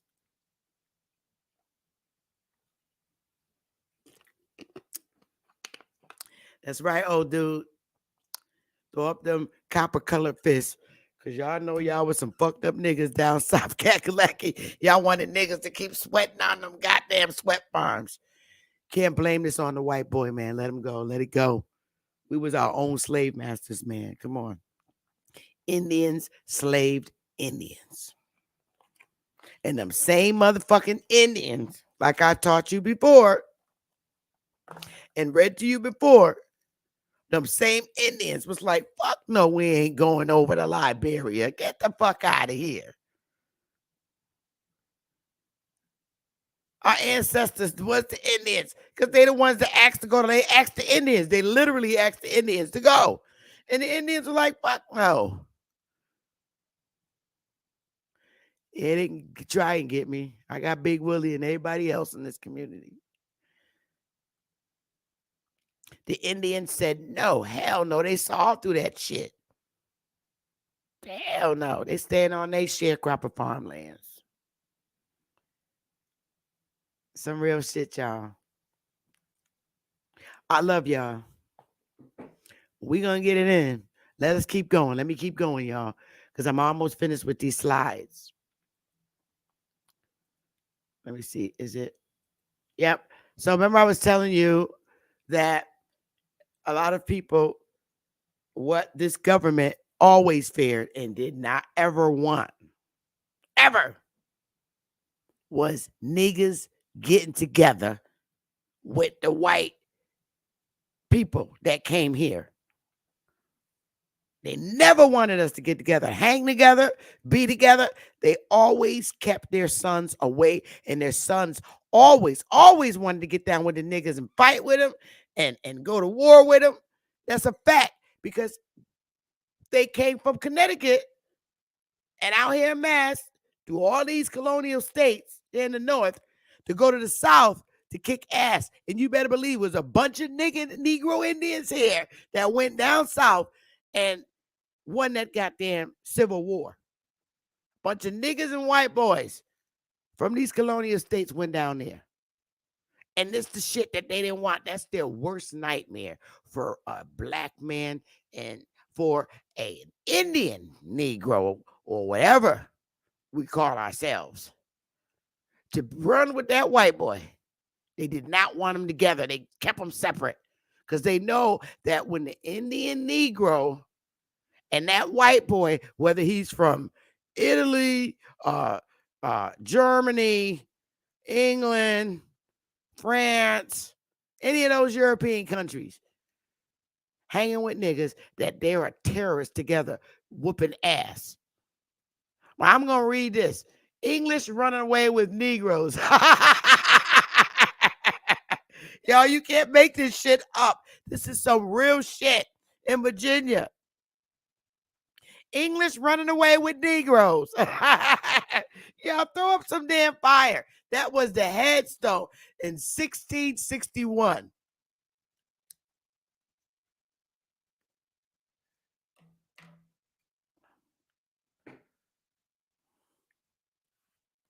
In 1661. And it's in Virginia. I'm going to go. Be it in, listen, Laws of Virginia, Act 22. English running away with Negroes. Be it enacted that in case any English servant shall run away in company with any Negroes who are incapable of making satisfaction by addition of time, be it enacted that the English so running away in company with them shall serve for the time of the said Negro's absence, as they are to do for their own by a former act. Yo, they don't want white boys together with Negroes because we will take this bitch over. And that's a fact. Listen, and this is right here. It's in Virginia Records Archives. That's a fucking act, Pat. They ain't want nigga boys hanging with.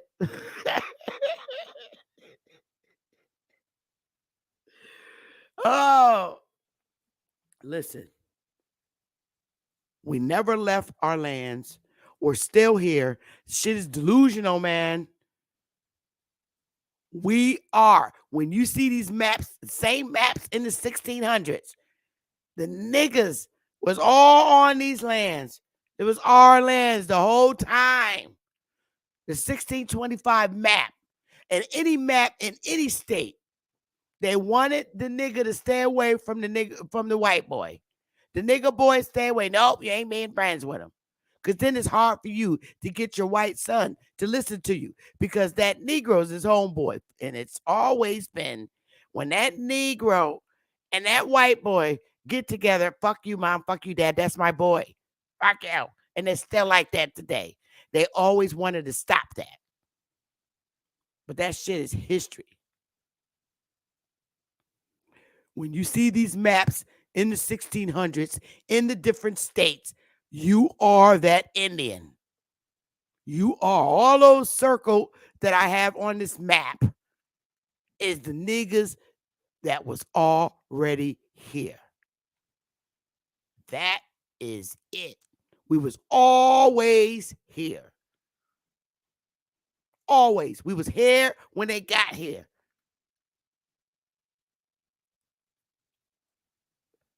And that's the end of my lecture today. At the end of the day, y'all smash the like button. We are very much wholeheartedly responsible for the conditions of our people. We have been put to sleep by our own people, by our religious leaders, by taking on foreign ideologies. And when that happens, you lose who you are because you become like them. You no longer see the land as your land. It's okay. It's everybody's. That's the attitude you take on. And that's what shaped you and formed you to make you believe that. And it also psychologically damaged you to the point where you forgot who the hell you were. And many generations have gone past. And the further out we got in our generations is where the problem lied. So now we are back here revisiting, and we are now able to wake our people up. It's not an easy job because a lot of our people are in what you call a very indoctrinating state, but we're going to help them, and it's going to work because the ancestors are working with us in a positive manner. Every time I go to sleep at night and I pray to my ancestors, and I'm always able to come up with something that maintains the hope in my soul and puts it in your soul. The more you're fed information about your true history and who you are of this landmass of North America, it helps us all because then you get to see what I see, you see. And it just gets better because the information gets shared and you get to learn the truth and you feel the truth. The truth is the truth. These records and information have been under our nose for decades. We left our seats. We left our seats in a system in the 1600s before there was even a United States, we were sitting in seats in Congress in our own states, aka countries, because each state was a country, it was a territory. We sat in those seats. There's no fucking way. Listen to me. There's no fucking way that we as a people are going to be sitting in seats prior to the creation of there even being a United States, sitting in seats and our legislative offices in the 1600s. There was no United States. We were sitting in our own general assemblies. It was our system. There is no way that we're going to have a system over here operating and functioning under a legislative system and not be that Indian. There's no way. There's a separate group of Indians. We were the Indian. We are the Indian. You mean to tell me Africans came over here and sat on legislation in the 1600s, making laws of different states? What were the Indians doing? They were in those states. We are the Indian. Understand that. We are the Indian, those Indians of the land. I read you legislative documents from the 1600s, decisions that we made as lawmakers in the 1600s. There was no United States. Understand that. And you better damn it believe that those senators and representatives in the 1600s were not Africans.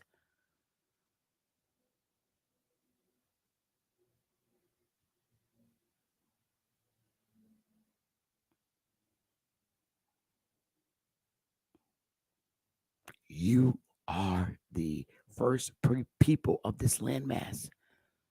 And we're going to keep coming at you with more and more information until you get it. You have to accept it. Rejecting it hurts you more. You left your seats. These towns, listen, all these towns across the 50 states that are incorporated in the 1600s, listen, there was no fucking such thing as incorporating in the 1600s. How are you going to put a fucking fake ass sign up there? It's all a delusion to make you, to throw you off. There was no corporations in the 1600s. Corporation law didn't even get passed until the late 1800s.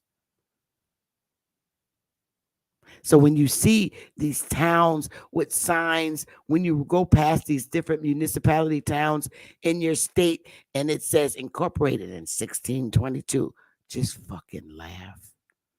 We didn't incorporate our towns in the 1600s.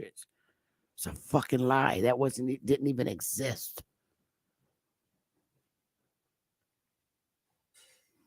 And wait a minute, they're incorporated with the same fucking Indian name that it had.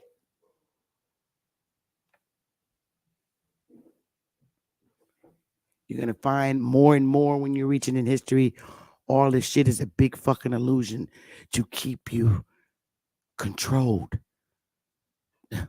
What is Pookie and Ray Ray going to do when they find this shit out? Like, what? We have to control Pookie and Ray Ray as matriarchs. We got to control our sons because this is a fucking dagger.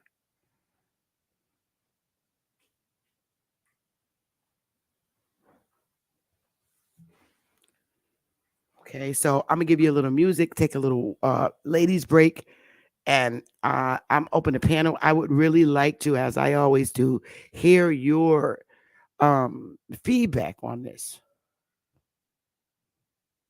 Lex, you are not welcome to my panel. I have no time to argue with you. So when I put the link in the chat, it is only for the Aboriginals, the people of the community. I'm not here to argue. I showed you legislative law. You can't fucking refute it. So if that's what you're planning to do when you come up here, don't even bother because you can't. You're not a judge at all. All right. So let me get the link in the chat, play a little music, and you guys, I'll be back. I have to take a ladies' break. I've been sitting here rambling. There's the link. Just sit tight in the back till I come from the ladies' room. Let's see, where's my music? Here we go.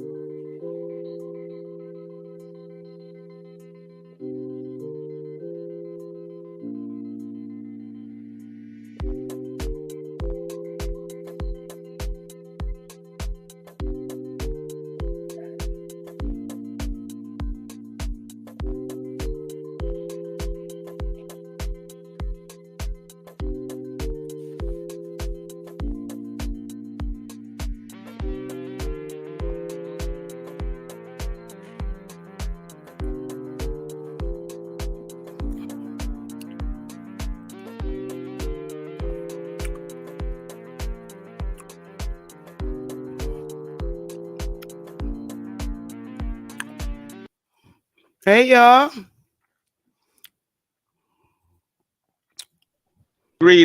Greetings, Sister Betty. How's it going? And your Hey, what's name for good? me, How you doing? youdabomb.com.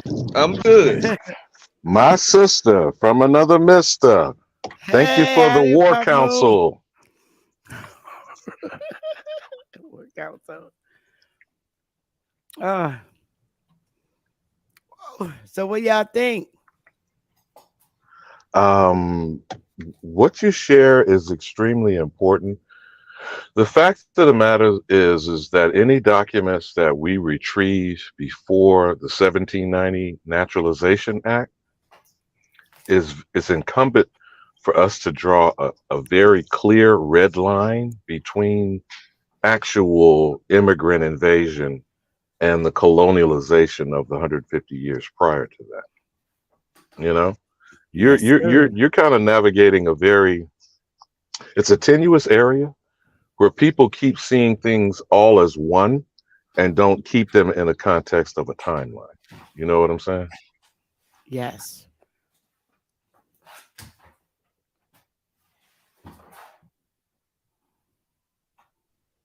It may be hard to portray to people in contemporary times how I like how you pointed out the prospect of the actual 13 colonies may not have been more than 10 square miles like the District of Columbia.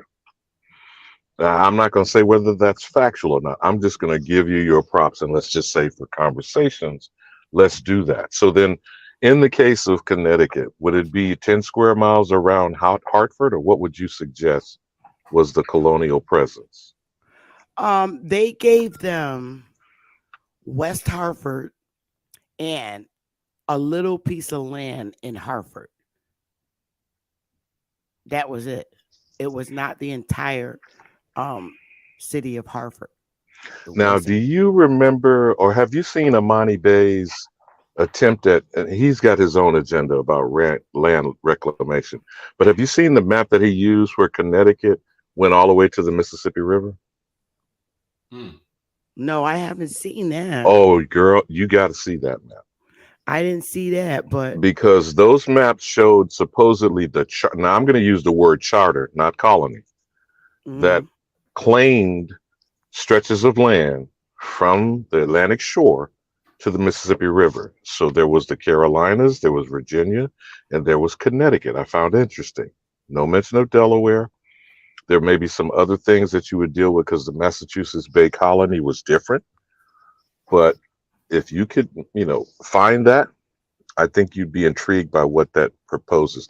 Now, I don't know who surveyed that map or what was the date of it, but it was a very interesting map. Interesting. No, I didn't. I never seen that. But what I did see was the actual, and I, you know what, I'm going to go back and get that. What was the actual map of just the 13 colonies? And they didn't. The thing about the 13 colonies, they never owned the entire state where they were located. They only owned like a plantation. Right, but just for the sake of arguing, I'm going to say it was 10 square miles like you suggested. Yeah. So that would be similar to what is Washington, D.C. today. And if we would draw something, let's say, of our own accord, because my whole point of why I say what I say, whether people listen to me or not, is we have to change the frame of reference. There's a young man I was listening to. Did you see what Ab shared in his earlier live? And that young brother that he was letting his speak on, he supposedly has created an encyclopedia for economics for indigenous people. Oh, no, I didn't get to see that part. Is that when y'all was on all night? No. I'm talking about Ab Power. When we left the War Council and Ab was in his live, I think I shot that to you. If you get a chance to check that out, this young man supposedly, and I think this is back in 2016, 2017. So I'm surprised I hadn't heard about it before now, but he's created an encyclopedia of economics tailored specifically for indigenous people. And so I'm pointing it out as an example about how, and I think that's what you're attempting to achieve, is to get us to think in a different frame of reference. We have to be prioritized, and only we can do that. And until we see ourselves as in authority, and to me, that's why I keep banging on identity crisis as a thing. That's my one lane or my one note, maybe, that until we are thinking correctly as defined as an American, because only we can claim that heritage. Correct. And the quicker that we do that, all the things that exist are already ours. Yeah. Remember, you tried to tell that young brother, whether he listened to you or not, the choice is you go back in the seats that you vacated, meaning you reclaim what already is yours, or you build it from scratch, which I can agree with you on the option of those two choices, but I don't see the need for us to rebuild something we've already built. Facts. That's just my opinion. So, I mean, that's my story. I'm sticking with it. And you're absolutely right, Alabama. We've been in those seats prior to everything. I mean, I'm showing you stuff from the 1600s. And it's hard. It's a hard pill to swallow. And the fact, and when you show this stuff, it's just mind-boggling for these. Do you remember? I think I sent you a picture before. Someone shared with me about the features and the tribes that were in the United States before invasion.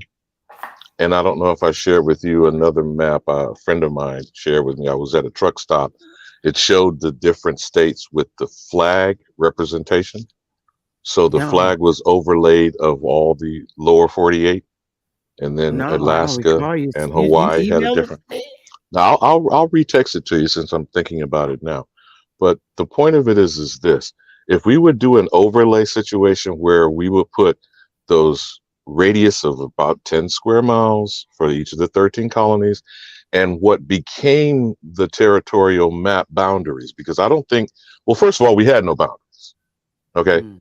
as our ancestors, they roamed and they did and they operated as they chose, and they were in harmony with their environment.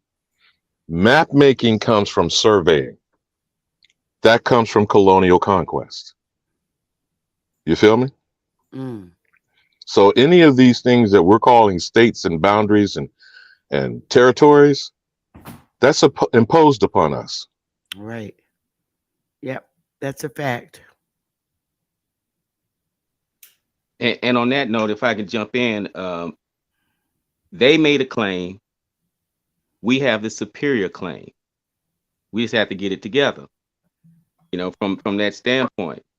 And I want to say one thing that you said earlier. You were reading something, Sister Bethy, and you said you was reading about how we were losing in South Carolina. Something was happening, and you mentioned the word. They might as well give up the Citadel. The Yeah. military academy, the Citadel, is there. They were referring to that Citadel, They meaning had that was to be, all. Chris. It was And ours. so, Yes. and that's one of what, 6 military academies we got, and Well, that one we know is ours. From right. that, All of that's what I got from that reading. All of them are, but that's some linkage to our ownership of that, yeah. the Citadel. So, Yep. just wanted to say Yeah, that. that was the congressman speaking, the speaker of the House, and he was basically letting them know, look, y'all, we lost. It's over. It's not going to be no more. Things were changing. Right, And right. So with that in mind, and with knowing that those people were in combat with these other people, and now we're reclaiming as those Aboriginals that's from there, they can reclaim it under UNDRIP, under all the rules and regulations. Just got to put your, just like the senator was speaking to that group of constituents with the colored people that he, as it read in there, the yeah. current copper-colored people can do the same thing. Reconvene,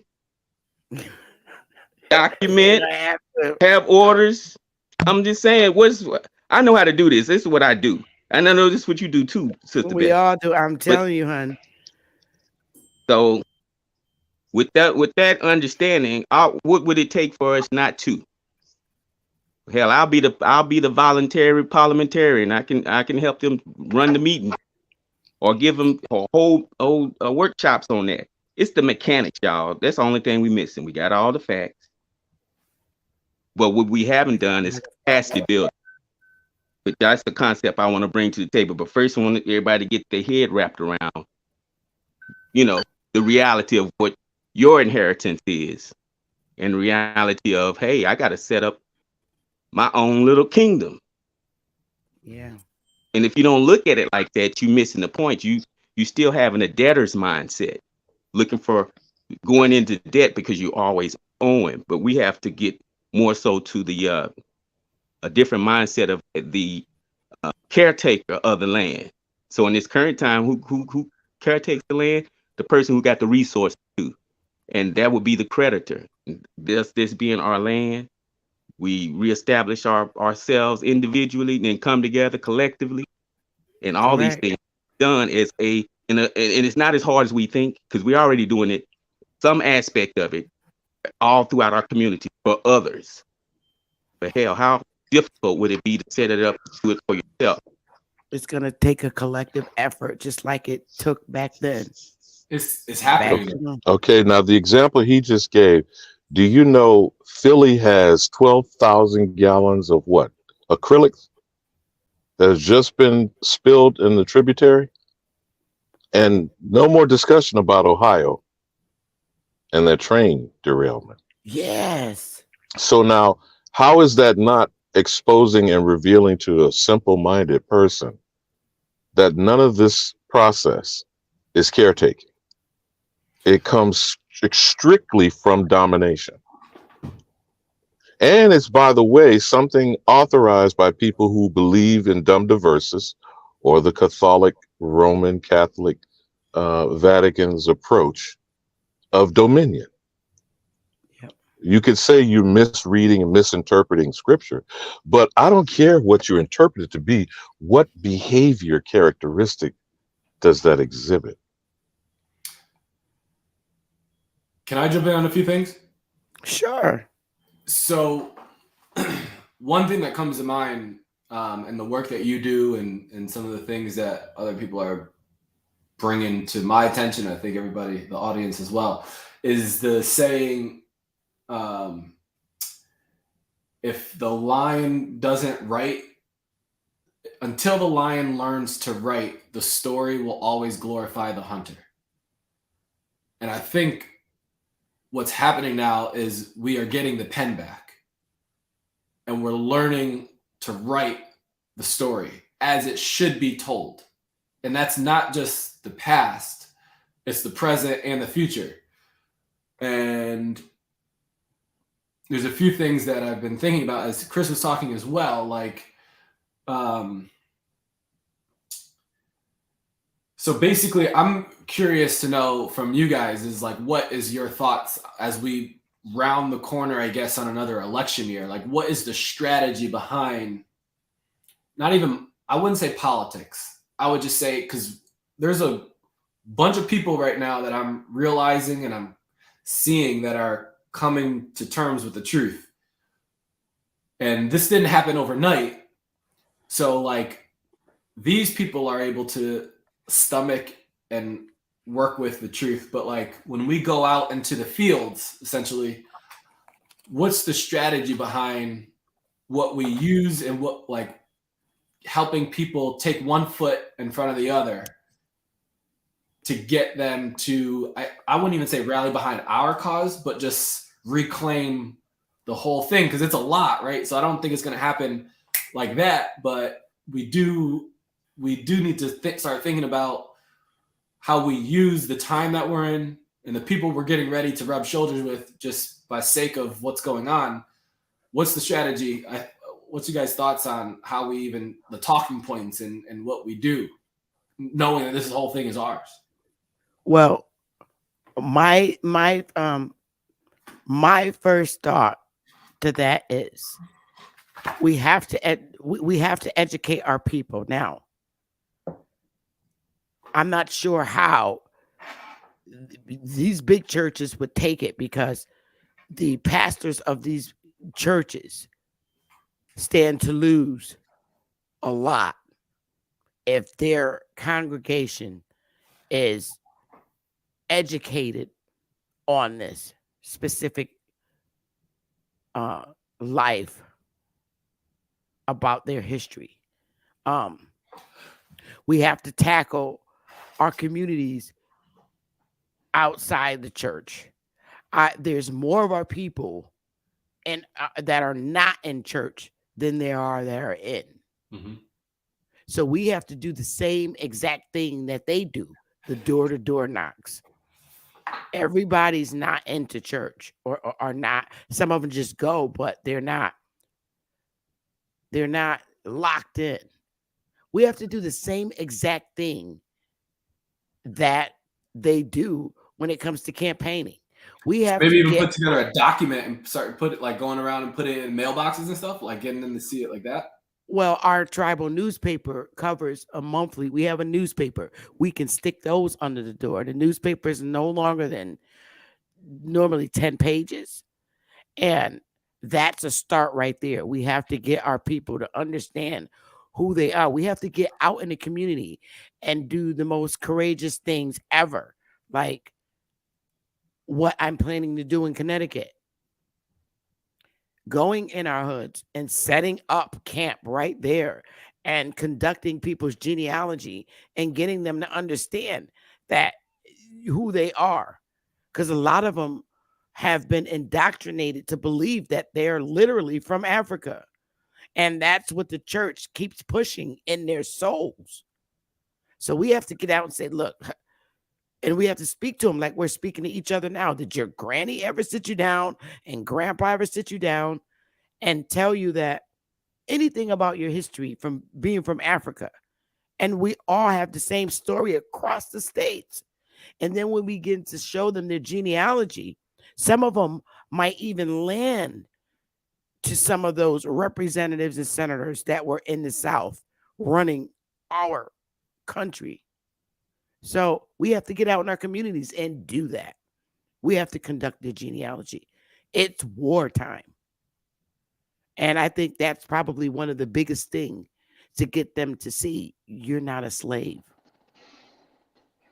Can I ask a question? Not right now. We're talking. And so see, Moses, that's what we need to do. Get out in our communities and teach them their genealogy, just like we learned. And we're gonna get the same stories, you guys. Like, well, I never felt African. I never felt connected with that. I know something wasn't right or something's not right. But I relinquished. I text that to you, Queen Mother. I don't know if you can pull that up.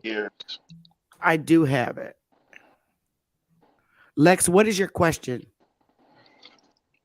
I heard you say it was wartime. Are Europeans welcome to the Aboriginal land? Because I mean, obviously y'all hate Africans or don't like Africans. Are the Europeans okay to be here? Can I answer that? Yes, you can actually answer that. No, I'd like Sister Beth to answer first. No, you can actually answer that because I'm not going to sit up here and answer no dumbass questions. Why is that? So, why is my question dumb? I work with because it just doesn't make any sense, Lex. That question you're asking, are Europeans welcome here? Are you talking about the white ones or are you talking about the black ones? I'm talking about the white ones.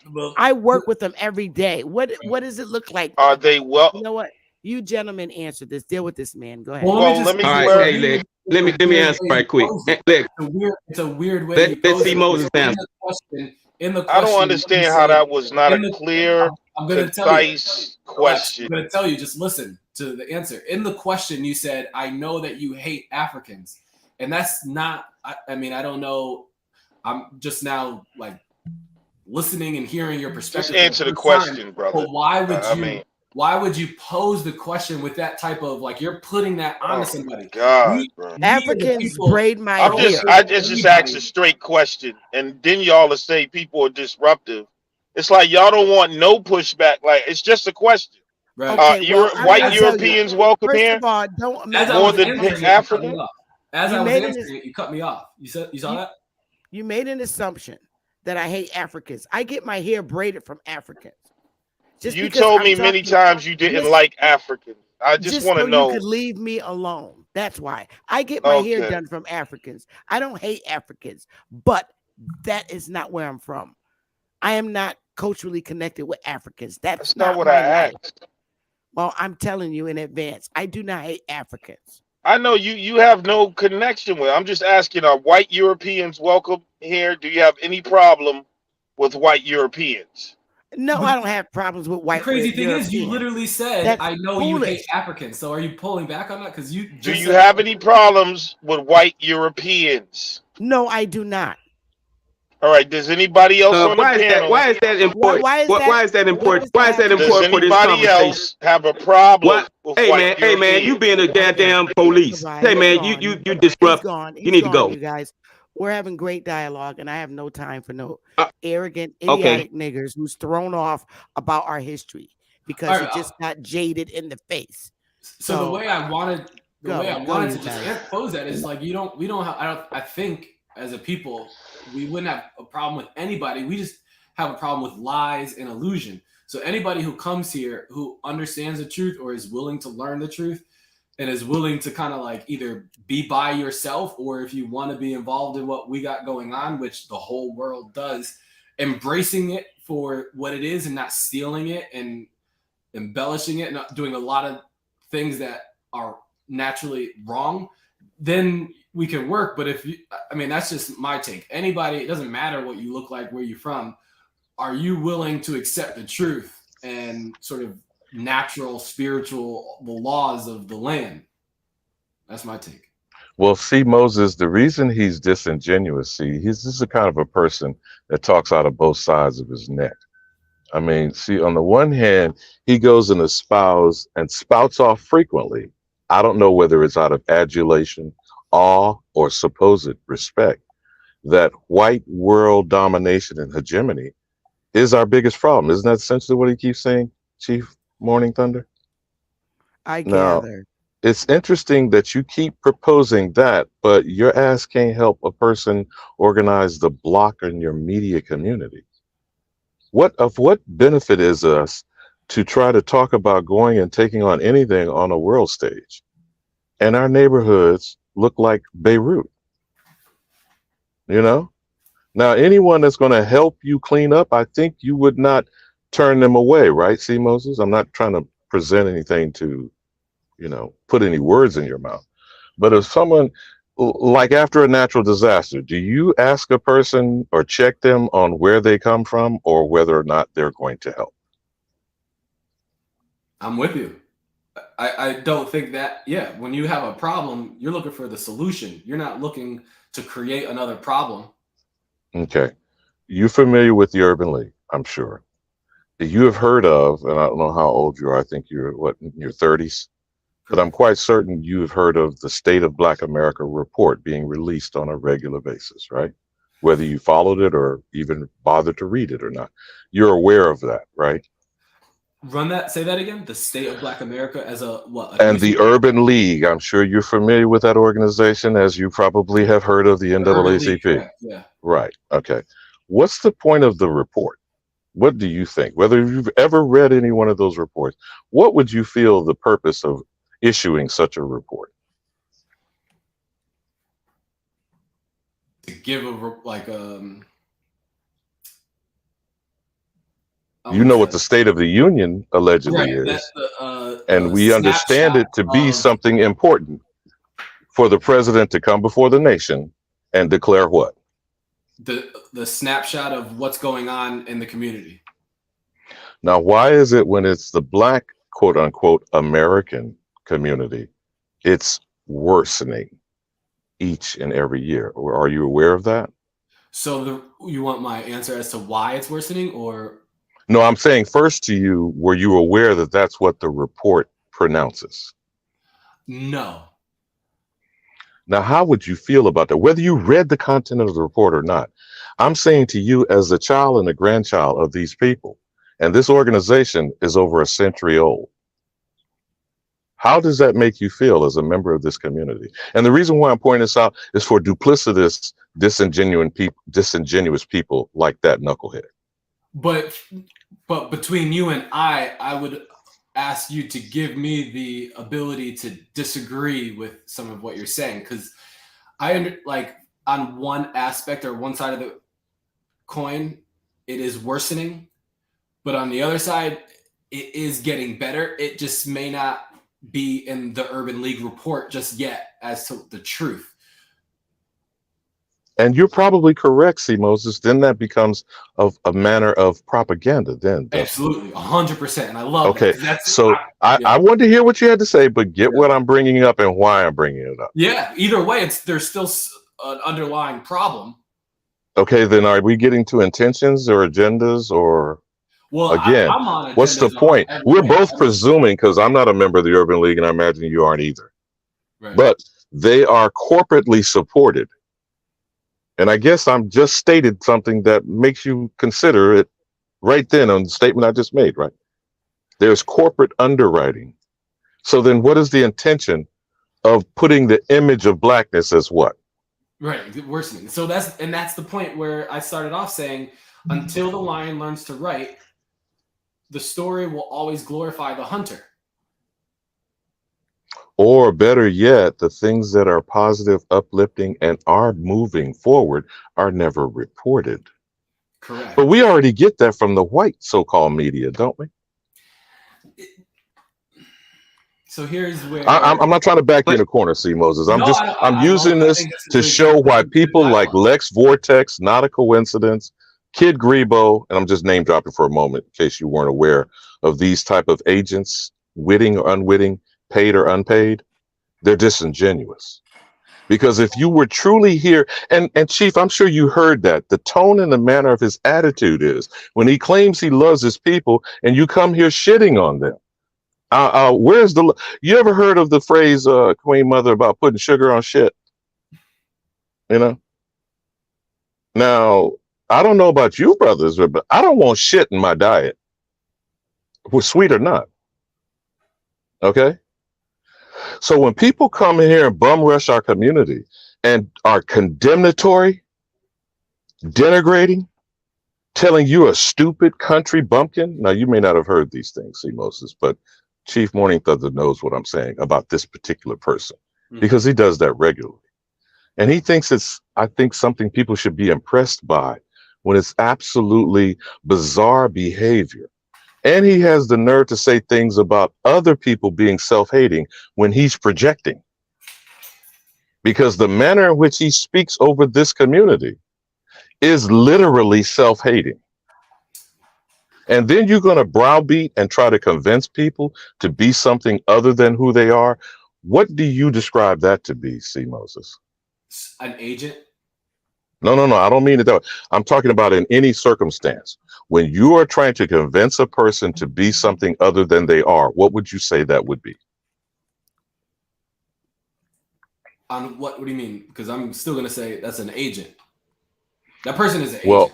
Well, in general terms, some people would use the phrase brainwashing. Some people will actually say it's the trans community as a movement. How are people being turned from male to female or vice versa?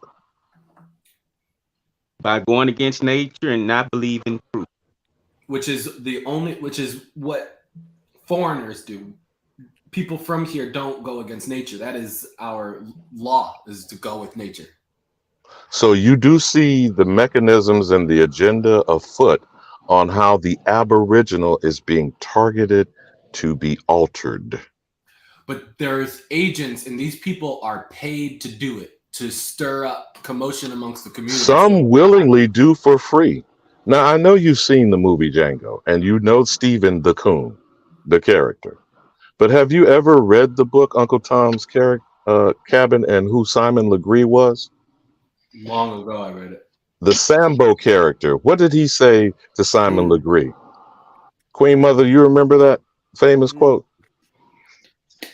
I'll help you trees them coons. Because in Django, what did they do with the dogs? I know you remember the visual impact of that scene. I'm certain anyone who's watched Django saw them dogs tear a man apart. Correct? Mm-hmm. How many of our people work and cooperate with such a process, C. Moses? There's a reason why I'm being very animated and visual in my description. Okay?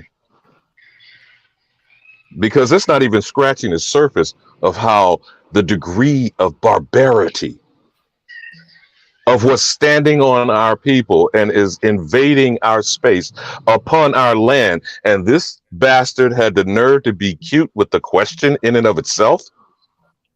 But we don't have time for him. We have like that's like I said, that's I feel like that's an agent out of sight, out of mind. Let him remove himself or no, I agree with you, C. Moses. He's just example of a symptom. Okay. When I talk, I'm always talking about the condition. All right.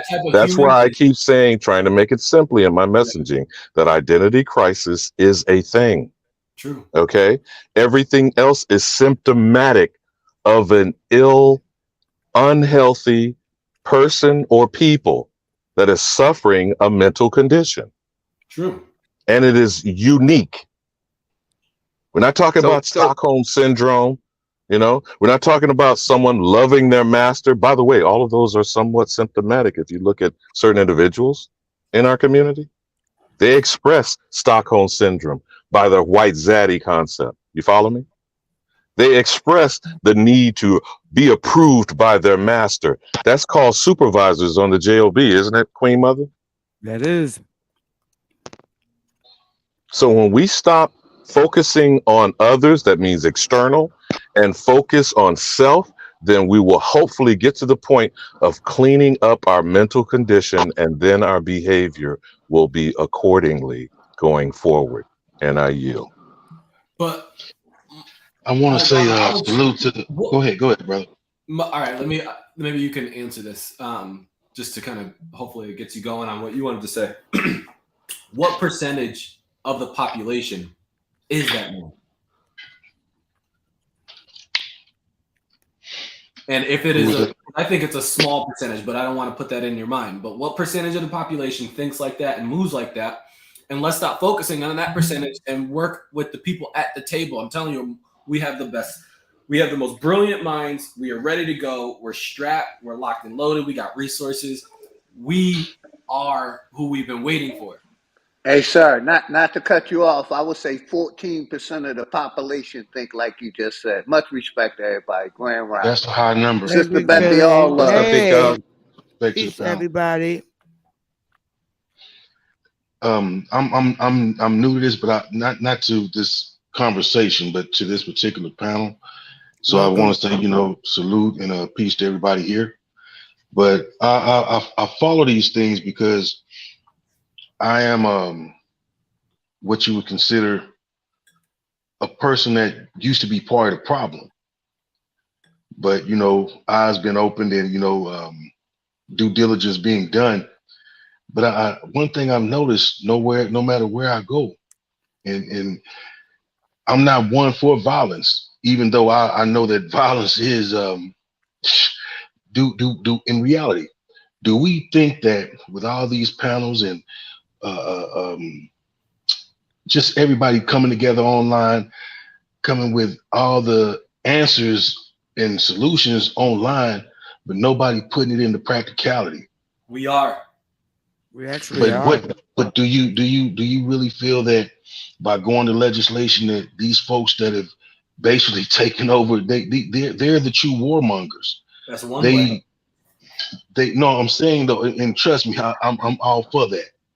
But there's a lot of people that don't believe that that's the answer, because no one is actually, a lot of these people have not really been out there in the trenches and watch their friends get their heads blowed off or took someone else's life. You know what I mean? And like I say, not saying that that's the absolute answer, but I've never seen any revolution succeed without bloodshed. And especially in the country that we live in, with the majority of us being of Aboriginal descent. Now, a lot of us were blinded and, we were caught up in the BS. I will admit being that person at one point in time.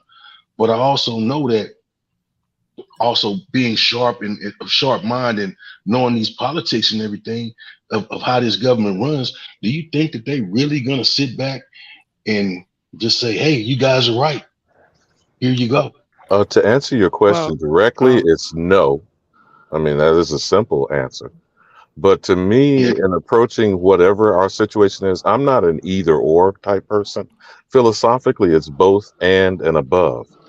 See, our predicament is so overwhelming and pervasive and all encompassing. And I'll just say this and land my plane, Chief, you can respond to him, is that if everyone does something, everything gets done. Now, the part of strategizing, as I joked with us earlier, Queen Mother, about a war council, certain things should not be discussed in public, but I'll yield on that. No, I agree. That's why, a lot of these conversations kind of behoove me, because I don't really understand what and I don't mean to cut anyone off or try to take over anything, but I'm for the liberation of, but at the same time, I sit back, I listen to everybody with all the round tables and the panels, and that's about as far as it goes. Well, okay. Let me say this. First, let me answer your question in this manner. Yes, please. As far as going to the government for permission. That's not the plan. Okay, The thank you. plan is to go and take our seats back. We don't have to ask them for shit. And until we get our people to understand that our numbers, that we have the numbers, and I'm speaking, when I speak, I'm speaking about going back and sitting in our seats that we were originally in. This is not a system they created. This is a system we created.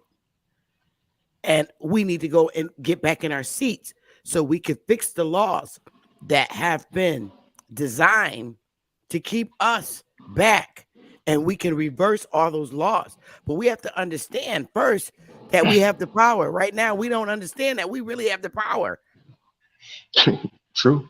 I agree. So I'm not saying to go and ask them shit.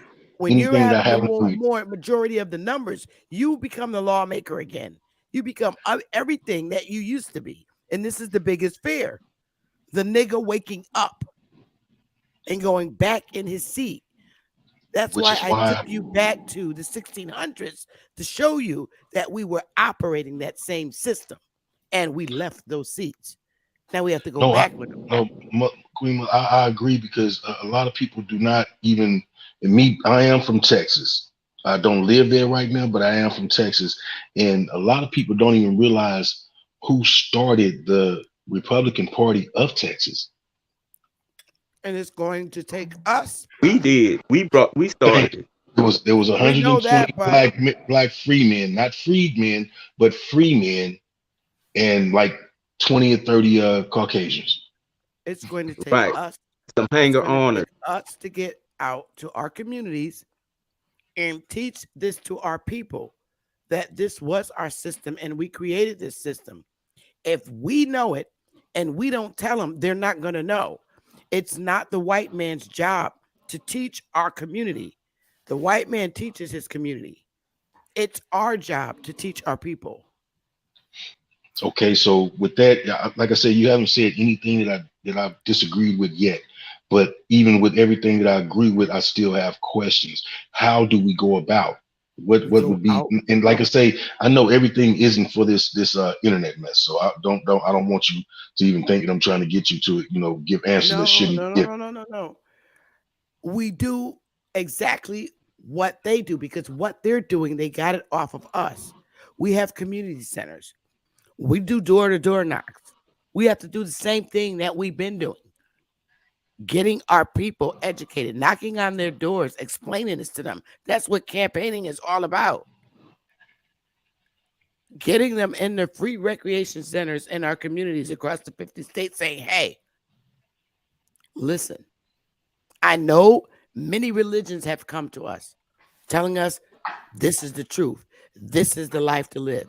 This is the religion to be in. I'm not coming to you with a religious story. I'm not coming to you to tell you to join my church. I'm coming to you to tell you that we have been lied to as a people about our history. We got to be blunt with our people. And we have to tell them the truth. If we don't tell them, they're never going to know. And just as loud as everybody was about how much they hated Trump and everybody wanted to vote for Biden 2020, like I didn't hate Trump. Me neither. And I voted for Trump. Me neither. In 2016, I liked Trump. But for me, as far as the community, I got backlash. And even to this day, a lot of family and friends look at me differently. But it caused me to take a step back. But I think a lot of family and friends look at me differently. But that's feedback. But all I wanted to say was, like, it's not so. In 2016, I got that backlash. 2020, I started to kind of just fall back and just whatever. But you can't fall back. As unashamed we as a community were to be democratic and to get Trump out, and I'm just saying in general, we have to be that for the truth. Now, I'm not saying just blindly support the Republican Party, but at least speak the truth that you know to educate whoever you're in a room with, I think is the only solution. And that type of energy, like whatever you're bringing to the table, whatever truth you know, whatever you feel is in your heart, stand on it.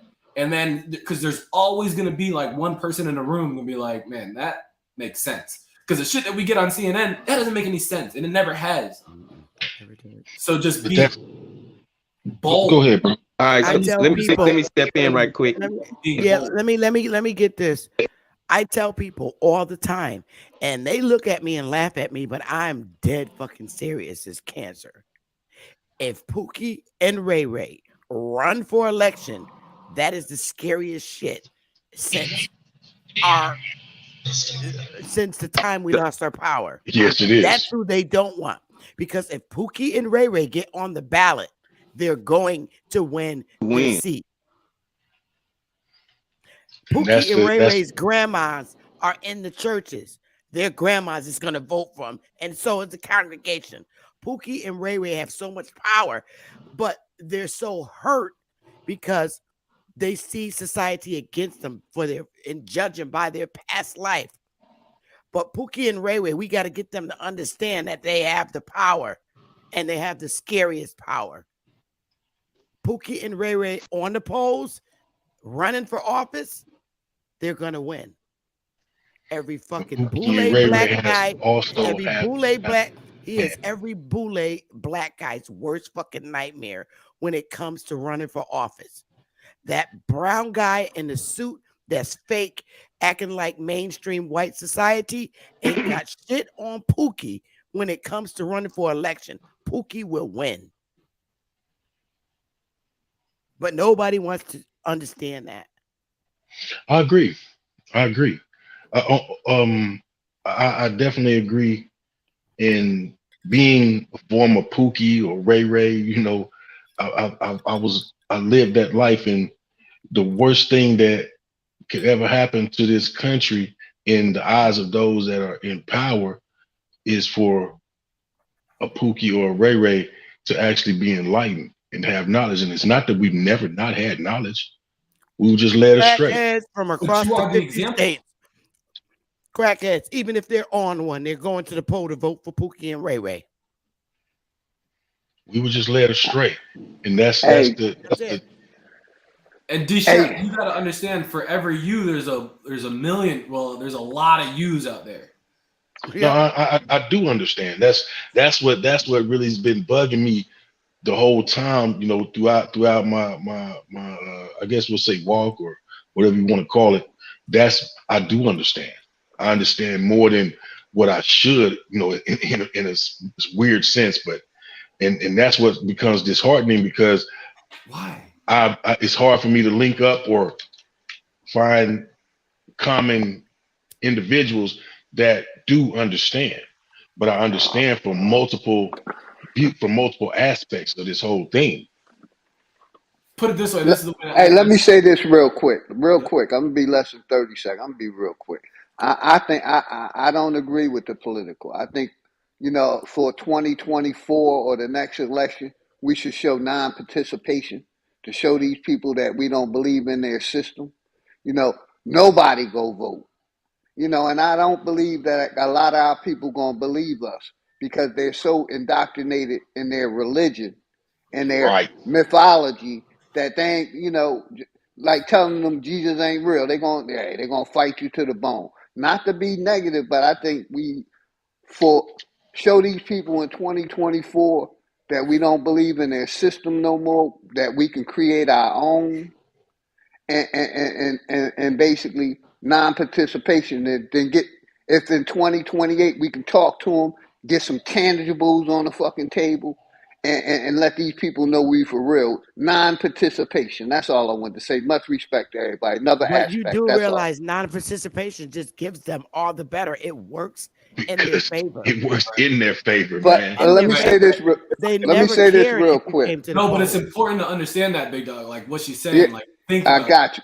Let me say this real quick. I'm gonna be less than 15 seconds this time. I looked at the history of politics. We have had plenty black governors and mayors, and none of them did nothing for the people. So you think if we get Pookie and Ray in there, people, like bro. I'm about to do a stream about black politics. Y'all got You're talking about excuse me, sorry, if you guys don't Pookie and Ray Ray are not indoctrinated like Billy and Willie.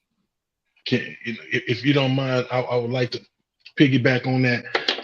What you saw and what you've seen are those that have been striving to assimilate. Mm-hmm. The Pookies and Ray Rays are not trying to assimilate. In our world, man, it's all about what's right and what's wrong. Right. They can't assimilate. So and if I could just go ahead. I'm sorry, I just want to jump in. I think we should rename Pookie and Ray Ray. Because we're talking that's about a stereotypical name, and I really don't like it personally. American Indians. That's who Pookie and Ray. So in other words, they're not coming in as blacks. I They're not coming understand in that, as but they're coming in as American Indians. Okay, just as example. I understand that. I understand that. But when I say Pookie and Ray Ray, that's because that's where our community is at right now. So when I say Pookie and Ray Ray, D Shep know I'm talking about him. Yeah. Every person, every copper-colored brother that has a criminal background knows that I'm talking about them. We have to meet our people where they are. No, I'm just saying for the sake of when Philly Dog speaks, I think the point I'm trying to make to him is that it wouldn't be like before Philly, and I understand exactly what you're saying, and I thought about that for a good long time. I thought about I'm just bringing another aspect in. Y'all know I ain't a negative person. I wish the best for our people. Thought about, and I understand where you come from as well, because but the people that you're talking about are politicians. That's Trump shook the whole game up because he wasn't a politician. Shook it all up. And Philly, he would be coming in even a campaign of that nature, because Big Dog is correct. That becomes a campaign. It must have a simple message, like this BLM crap of Black Lives Matter. We need to make it an aboriginal statement that we are going, as Malcolm X said, why he got assassinated was taking it to human rights at the world stage, at the UN, the World Court, and the Hague. So when we do things, they will not be misinterpreted by a white media propaganda machine that's going to try to pigeonhole or paint or what the niggas doing now. And for the most part, it won't be glanced over. And like I said, I'm just bringing another perspective, my brothers. No, you good. You good, bro. You good. You good. You good. Trust me. It won't be as a black person. Yeah. You also have to understand that these white politicians are doing the same thing as Pookie and Ray Ray. They are very much involved with Pookie and Ray Ray. Oh yeah. They just doing it on a whole different level. They're just not They're catering to those that are uneducated or feel like, I mean, when you look at somebody that's willing to give you a handout, the average individual, whether it be black, white, yellow, brown, green, or purple, is going to accept a handout because they don't notice what a hand up is. The movie changes when Pookie and Ray Ray is sitting in the next seat in the legislature next to their former clients and as Indians, co-workers. As Indians, not as blacks. That's the point I'm trying to make. No, you're missing it here. Yeah, you are. The movie changes when Pookie and Ray Ray is sitting next to their former clients, meaning the white guy, their former client that they serve, and their former business partner that deals with the pharmaceutical consultants of the. Well, I want to say this. Can I jump in right quick, Sister Beth? Of course. Can I jump in? All right. So now I see both sides, and I'm in agreement with both sides. I'm gonna lay it out why. Like I always say, a toaster is designed to do one thing: toast some bread, brown some bread. If you take something with the same conspicuous ingredient as a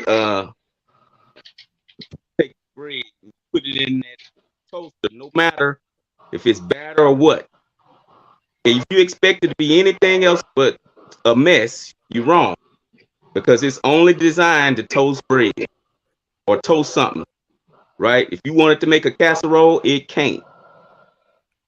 So even with right now with us doing the Pookie and Ray Ray, even if we try that way, it ain't gonna come out because it's intentionality.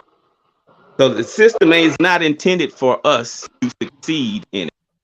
It's intended for, it's set up right. The way it's set up now, it's intended for immigrants. That's your personal Or- opinion, Chris. Yeah, that's not true. No, I'm just saying, no. disagree It's with not just my personal opinion. It's the way they have it set up right now. Well, Who is that? They to have it me, set up that's for not- immigrants To me, to that's succeed. another excuse that a brother is using. I'm sorry, I Yeah, can't we take can't it. go with that one. You 'Cause don't the know. thing is- You don't know what the outcome would be, Chris. You just don't. Just to Betty, Remember, this one the I would guy like in to the just blue bring suit, out. the blue collar guy is afraid of Pookie. The blue collar guy is afraid of Pookie, so he's always going to say, "Oh, it's not going to work. It's not going to work. It's not." No, that's bullshit. You don't know the truth until you get on the ballot. I think This is the changes only concern that I have, because like him, I do believe in both sides, because it takes both sides to come together to create the reality you gotta of start it. believing in one side, the right No, side. we are the one side. The right side, we the right believe, side, we being, and what to believe is hold on, taking sister. your goddamn As I seat stated, back. They were your seats earlier, first. I They were your am seats I am first. that Pookie and Ray Ray, and we only look at two. We look at the black and the white, the right and the Guess wrong. what? I'm here to tell you to stop looking at it that way. I'm here to tell you that I'm But here if to you're help telling you. me that I need And to I'm look here to at the tell right and you, the wrong, baby, guess what? but you I'm here to telling me tell that you, listen, I'm not going to listen to no Negroes' excuses. I'm here to tell you, Pookie and Ray Ray, that I'm here to help you. And I know you can do it. I'm here to help you. I support you. Okay? And guess what? I work for the fucking government right now. And I'm here to support you. Let me just get this off, and then we got to get some order in the court. Everybody, we got to take turns. Yeah. If too many people are talking, and no, I'm not getting a chance to even speak over here. With let's take turns and do it in order. Yeah, we can take turns. I have but something I'm I want to say. I will not accept negative commentary from our brothers. I'm tired of our brothers using the cop-out excuse. Well, if you live in your past, then you never want a future. Fuck the past. Every legislator on the damn legislation have passed. Their truths about them are being put before our eyes. Okay, so what? You probably sold some drugs in our community, but these motherfuckers sitting on legislation today sleep with little kids. They do freaky shit. They're sick. It's all coming out in your history. It's only that you messed up a little bit in your own fucking community, where these bastards with the human trafficking, all this freaky stuff, and you telling me you don't have a shot on the legislative panel that your ancestors created. I'm not buying it. Sis, All right. I'm sorry, because I'm gonna drop down after Please, this. But I just want. I guess what I was saying was kind of misunderstood, because there's no way I was even making an excuse, or I never got to finish my thought on what the other gentleman was saying. But I'll let you guys go ahead and continue on, and much blessing and much respect to you. I'm sorry, D-Ship. I went off a little bit. I did. I just get, and I apologize for not letting you complete your response. I apologize. I just get so passionate when I'm on the panel with my brothers and they keep bringing up their past. It hurts me because, a lot of my brothers like yourself look at women like me that work in state government and feel that we look down on y'all as Rudy Poops. And My wife works for state government, sis, right. and she's one of my biggest supporters. So I could never. There's so many brothers out there that have passed like you, that feel that women like us, that are blue collar women, won't ever look to help y'all. And I'm very passionate and very serious about helping you become that leader in your community that I know that you can be. And when I hear excuses like, well, my past, I don't like to hear that, because I know what these creeps that are in there now do. And it's nothing compared to what All right, I'm sorry, brothers in the sis. hood too. I'm sorry, sis. It's just that one, you know, I just don't feel like that was geared towards me because I've never made an excuse for my past because my past is what has propelled me to be the man I am now. And if it Facts. wasn't for everything that I've done and I put myself through, I wouldn't know in what direction I need to be headed. Facts. So no, I've never been one to make excuses for mine. I've always been the one to say, okay, what can I do to better? What can I do to better? Not just Facts. me, but my lineage is intact because of what I went through. Otherwise, they probably fell for the same bullshit.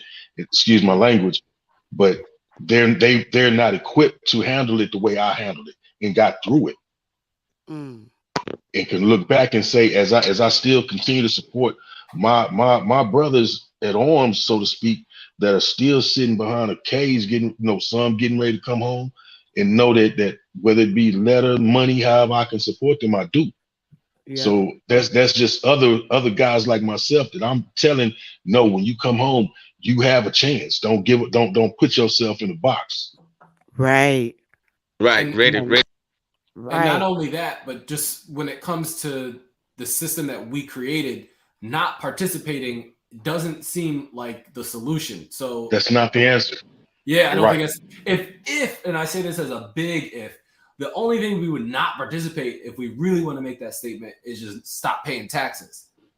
Facts. But if we pay taxes, then we need to know exactly where that money's going. And then also, not only do we need to know where money's going, we are the community. It's all this, like I said, and I think, Sister Bethany, we designed the system to work. We designed the community. We designed, the schools. Like we were in the schools, so you can't just opt out and think things are going to get better. That's just not how it works. So that's the part where when someone says, oh, let's just not vote, or, the Republicans are just as bad as the Democrats, it's just like, you're never going to get anywhere with that type of thinking. We have to we are the solution. Go in those rooms, go in those conversations and orchestrate it in the way that they're supposed to, because if it's not you, then it's not going to get done. Then we get worse and worse. Black and white people are going to get worse and worse, because the white people are not doing too great either. If you look at what's going on right now. Really? Facts. That kind of thinking is defeatist attitude. Facts. Guru, you got it, huh? Oh, thank you, Sister Bethany. Thank you. No, I just wanted to say that I too was pretty much like Philly Dog, and I was thinking more along the lines of two governments in America. But then the last thought I had was that we would still have to clean up house. Like us having one government and then them running something, we'd still have to know what they're doing, and so it would, if it's really possible the right way, we would have to be part of this system. And I think the thing that calls that might, I think the Constitution kind of speaks to how we factor in. It did make us a separate people, and I don't think we were supposed to be taxed still, even when even when we're part of it. But yeah, I started to realize the only way to really keep track and know what this entity is doing is to be there, and then we wouldn't be coming in that. Or what I was trying to say to Philly Dog was that we wouldn't be like just a Black person anymore. It would be, we would have the highest authority in those seats of government, because we are the indigenous. We would still have that title, and that would give us natural authority over everyone in there who is not an Indian. So I realized it would have to be us running that house. We really would. And and then also, if I could say this too, because why government looks so bad to us is because like I've been studying lately about, they only had 19 functions. They have multiply that to over 300. So it's like they're doing things and collecting money for things we never asked them to do. So if we were in that house, that would be part of the cleanup. The cleanup would be, first of all, only Congress was allowed to do any legislator, not the Supreme Court. Like, this is a video I recently watched, and the brother said, Supreme Court is not supposed to be making laws. Neither is the president, unless we're in a real time of real war. But they're taking executive orders and like they're just like, Yeah. Like you're not supposed to do that like carte blanche. And Congress, another thing I learned, Sister Bethy, is that Congress was only asked to meet once a year.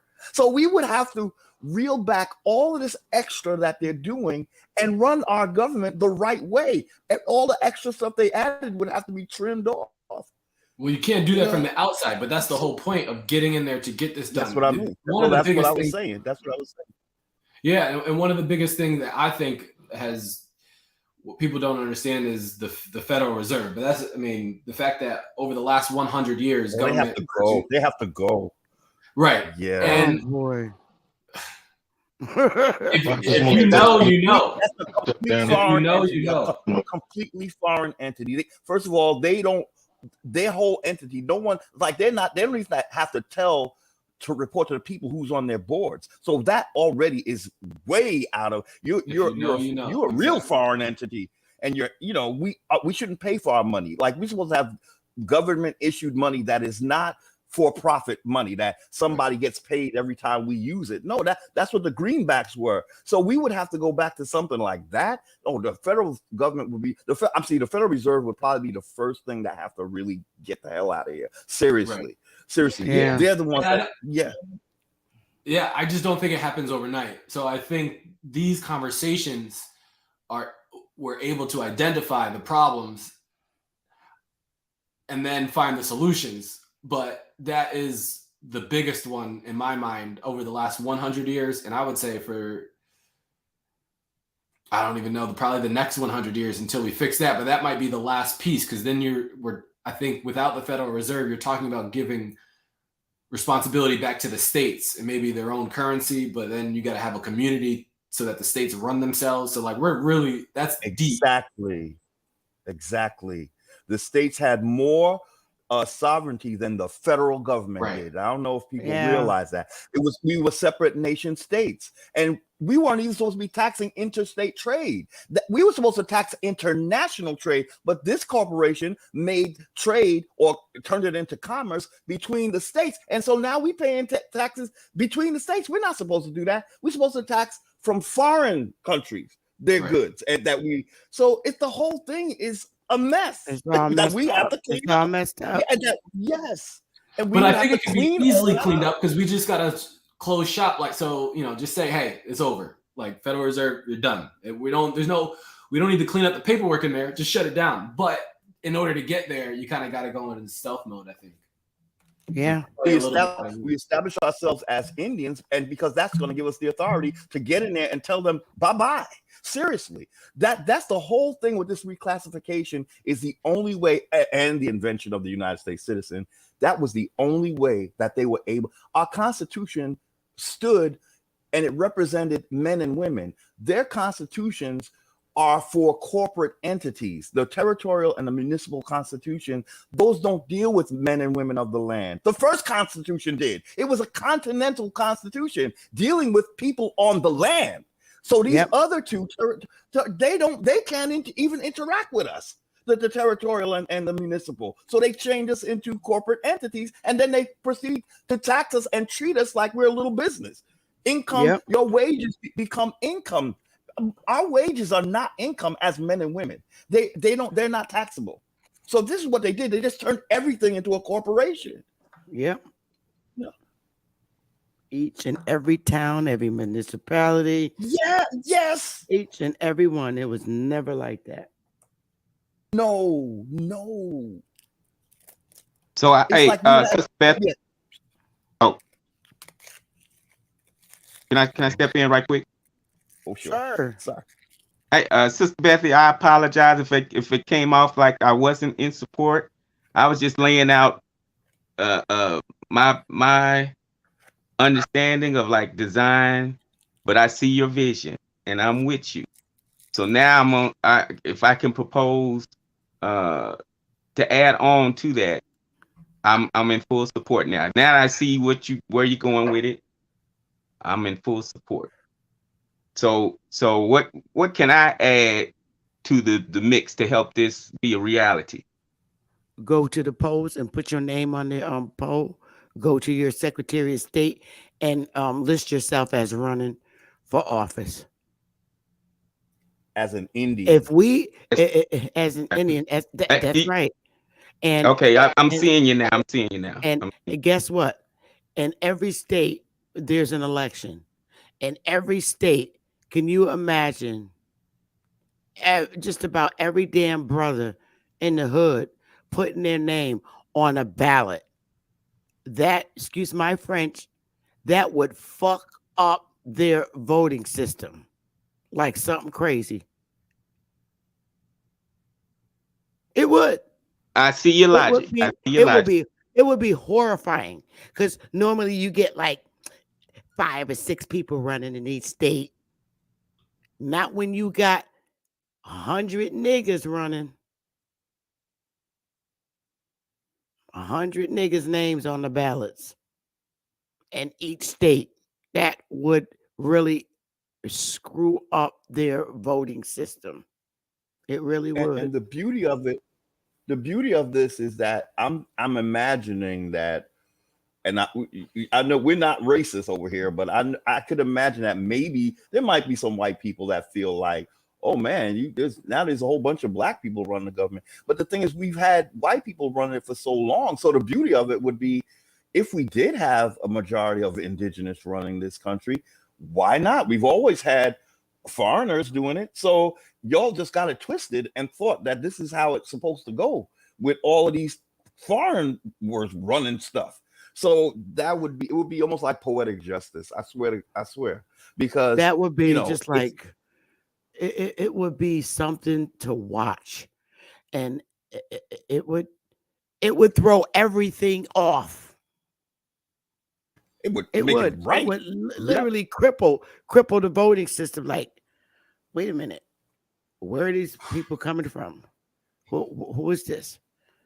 It would be insane because it's something that have not happened. Right. And now I'm gonna add this. Yeah. I want to add this real quick. So in doing that, we got to have a plan to capture those people who had faith in the system, because it's going to throw it in chaos. And what's our extraction plan? Because the people, what I mean by that is their way of operating and connecting with the system as they thought how it was.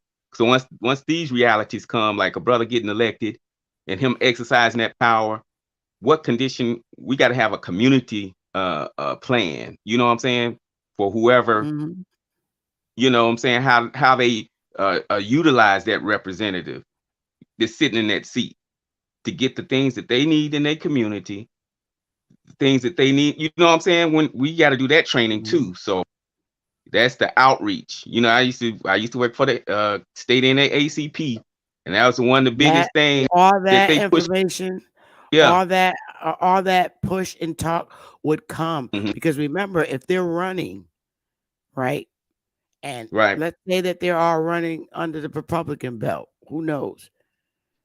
The local Democratic location in that area are the communicators. Those representatives have communicators. That's when you're running for office, you're actually taking over the party. So what this just me asking some, because you know I'm an ex-political junkie. I had to come out of there. I had to go into rehab. But 30 years. What? Yeah, I hear you. I was a super delegate for crack bomber. But anyway, what do you call it? What about those Democratic poll people? I mean, the Democratic campaign people in the community. Are they going to be fighting against the American Indian running, or? Oh, they definitely going to be doing that, because I don't know. What's the plan? What's the plan on that? Because that's going to be some boo boo there. That's going to be fun. That's going to be the fun part. Well, with the right authority, we might not want a two-party system. When we really get this thing wrong, we really won't. We might not need a multi-parties. This is one nation here. And look, and when they get nasty with Pookie and Ray Ray, you know what Pookie and Ray Ray gonna say? Oh, we was cool though when you was my client. They ain't gonna want to hear that through the airwaves. But what's the reality of going through the chain? What's the reality of going through the chain of these political parties to take it over? Or is it Well, just shaking it up and then we bring our own American Indian Party in there or something? well, they're gonna have to honor the treaties, but to the right people. Right. And we have superior authority as Indians. There's nothing they can truly say to us at all. We have a right to run our country. We have a do. God-given birthright to be in those highest seats of power, dominating. Right. So, Sister Bethy, I have a crazy question for you.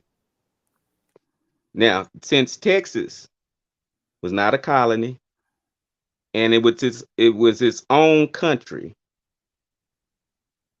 what's the relationship with it and the federal? Because it seems like Texas and the federal have a different kind of relationship than the other states. No, but don't leave out Florida, because Florida wants to Well, be their own country too. yeah, Texas. them too. I You don't know, but I'm know. just saying from the standing. I mean, because think about it. But it's not its It own was its own country. country. No, it's not. But I'm saying at one point in time, it was its own country for like 10, 12 years.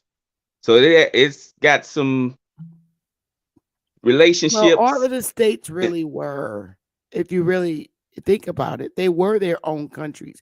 Because remember, we didn't always have a central government. Okay, so if that's the case, how you find those, or what would be the process of finding those original documents from those? Because if they're their own countries, would it be the country of Florida, or would Well, it be the? Because like I've read documents where it said it calls the Texas a republic, which means it's well, its own. well. See, that's the thing. I don't know if Texas wants to succeed from the land. The last time the law was passed by the Supreme Court justices that they could not succeed from the Union. Remember? Yeah, but I'm not talking about that per se, but I'm saying uh uh the people who have land there, they have a Mhm. claim that's older than the claim of the United States on the state. So where does that position them? Because then if you I'm think, lost. I'm oh, lost on where you are. so follow what I'm saying. If it was Aboriginal people who founded the state Hmm. or the country, how does that transfer when the quote unquote United States claimed it? I don't know. What is that? How does that change the relationship of you? You follow what I'm saying? With I those don't think people, it's going to change the relationship. They're just going to have new people running it. So and I that's don't know if there will be a real change. They're going back into their former seats. okay. Basically, I mean, I don't know if that would change anything. It's just that it would be new people. We need to clean out Congress, bottom line. Mm, But that's not going to change like the um current um agreement of the state. I mean, is the plan is that I don't know what the plan of the legislator or the representative of that state is going to be. I mean, that's something that that representative have to work out and talk with the people of that state. So I don't know. I don't think that any just because we go back in our original seats, everything would like revert back to what it was. That comes with the way the system works now. And everything is by 2/3 vote of Congress, the House and the Senate, right? So none right, of that's going to change. It's just new bodies back in. The old original bodies will be back in. Now, does Congress have power to change a lot of what has been put in place? Absolutely. By 2/3 vote, nothing changes. If they want, you know what? This law has always been against me. This law has always been against me. This all needs to be cleared. This statute needs to be cleared out. Really needs to be fine tuned. Like whatever the federal statutes are, they might need to be fine tuned. There's so many statutes and blacks laws that were made that were against us that need to be fixed. So maybe that's going to be the job of these our people going back in office. You made laws that worked against us our lifetime, so they could go in there and change those laws and fix them so that they're not affecting us like they are. And everything and is also by a 2/3 vote. And remember, they right now they're only supposed to have 19 duties. So all the over 200 ones that would have to stop, because no one, even the Constitution, did not give them that. They took that once they made us United States citizens. So they would go back to the 19 enumerated functions. But I've heard state nationals say that we can choose that if we don't want them to do that no more. They can't do it. If we say no, we don't want you to do that no more. Mm-hmm. We have that right. They're not even supposed to be in those seats for the whole year. They're supposed to meet once a year minimum. And right. So they're already dominating and doing too much. So it would be scaling down, and we would go back to what they refer to as common law, but I think we should call it law of the land, because that's so in other words, those statutes would only apply to actual commercial entities, not to men and women. They would only apply to actual commerce undertakings, not like the ones you said, like when Sister Bethany said they have so many statutes. Well, that wouldn't apply to men and women of the land. We have the that's what the 1787 Constitution, the Continental one, dealt with our Bill of Rights and that kind of thing. So all those statutes would not apply to men and women of the land anymore. That's what the corporation did. They turned everything to where they can actually just tax us ceaselessly and treat us like we are franchises to be under their authority. The original Constitution had us as the government's authority. We the free persons and Indians, we were the authority over the government. Once they turned us into corporate entities, they were in charge of all of us. And by making us United States citizens and saying that we don't, in that 14th Amendment, it says we shall not question the national debt or something to that effect. Well, as men and women, we can. Now, if we were a little corporate knockoff of you, no, we can't question it, because we just a little mini you. But as men and women of the land, oh yes, we can question everything you do. In fact, we can get rid of you if we feel that you're not serving us the way you should. That's how this government was supposed to be run. They have made this a completely different animal. And that is why basically that's why they reclassified the superior people. It's not because we're stupid, we're dumb, you're from Africa. No, it's because we would have the highest authority on the land. So they had to find a way to take us to the bottom. They don't even want us to be in the middle. They put us on the very bottom because they said those people over there have the power to shut us completely down and kick us the hell out. So we got to make sure we disarm that. We have to make sure we yeah. So I have a question for you. This is just in the design. So are you part of the legislative research team that's going to be tearing it down, and then also do you have a team that's working to help politically and basically transfer that information to the community? Well, I think me personally, what I'm doing is more like I'm educating myself pretty much. I'm not part of any team, but I want to know what it would take to possibly be on one. Like I have to, educate myself as much as possible. But no, I'm just, I'm learning a lot though. I tell you that much. I do. Yeah. Well, I'm gonna give you some what I learned when I was at the NAACP when it came to legislation, and Sister Bethy already knows this, but every piece of legislation has funding attached to it. So That's the what that was legislators. the whole point. Yeah, that was the whole point of them giving us more services than we asked them for, because we have to pay for them. So that's why they run the debt all any debt they're talking about. Well, it's because you're doing too much, and you're not allowing us. A lot of what they're doing is by acquiescence. It's like I learned from one video that Congress will come up with something and they'll get it all implemented, and then when when shit hits the fans, they'll say, "Well, you never told us not to." But we did, though, because it wasn't part of your 19 enumerated functions. But so that's what they do. They start all kinds of campaigns and they spend and debt. And then they come to us and like, we got to pay that. It's like, wait, but that's not part of your duty. That's like me going to my boss on my job and just doing all this work on the weekend that they never authorized me to do, and then demanding that I have to pay, or they should pay me. And they'll be like, we didn't ask you to do any of what you did. Thank you. But no, you're not. We could maybe give you comp time, but you didn't get this authorized. And that's exactly what they do. Yeah. Oh, I'm sorry.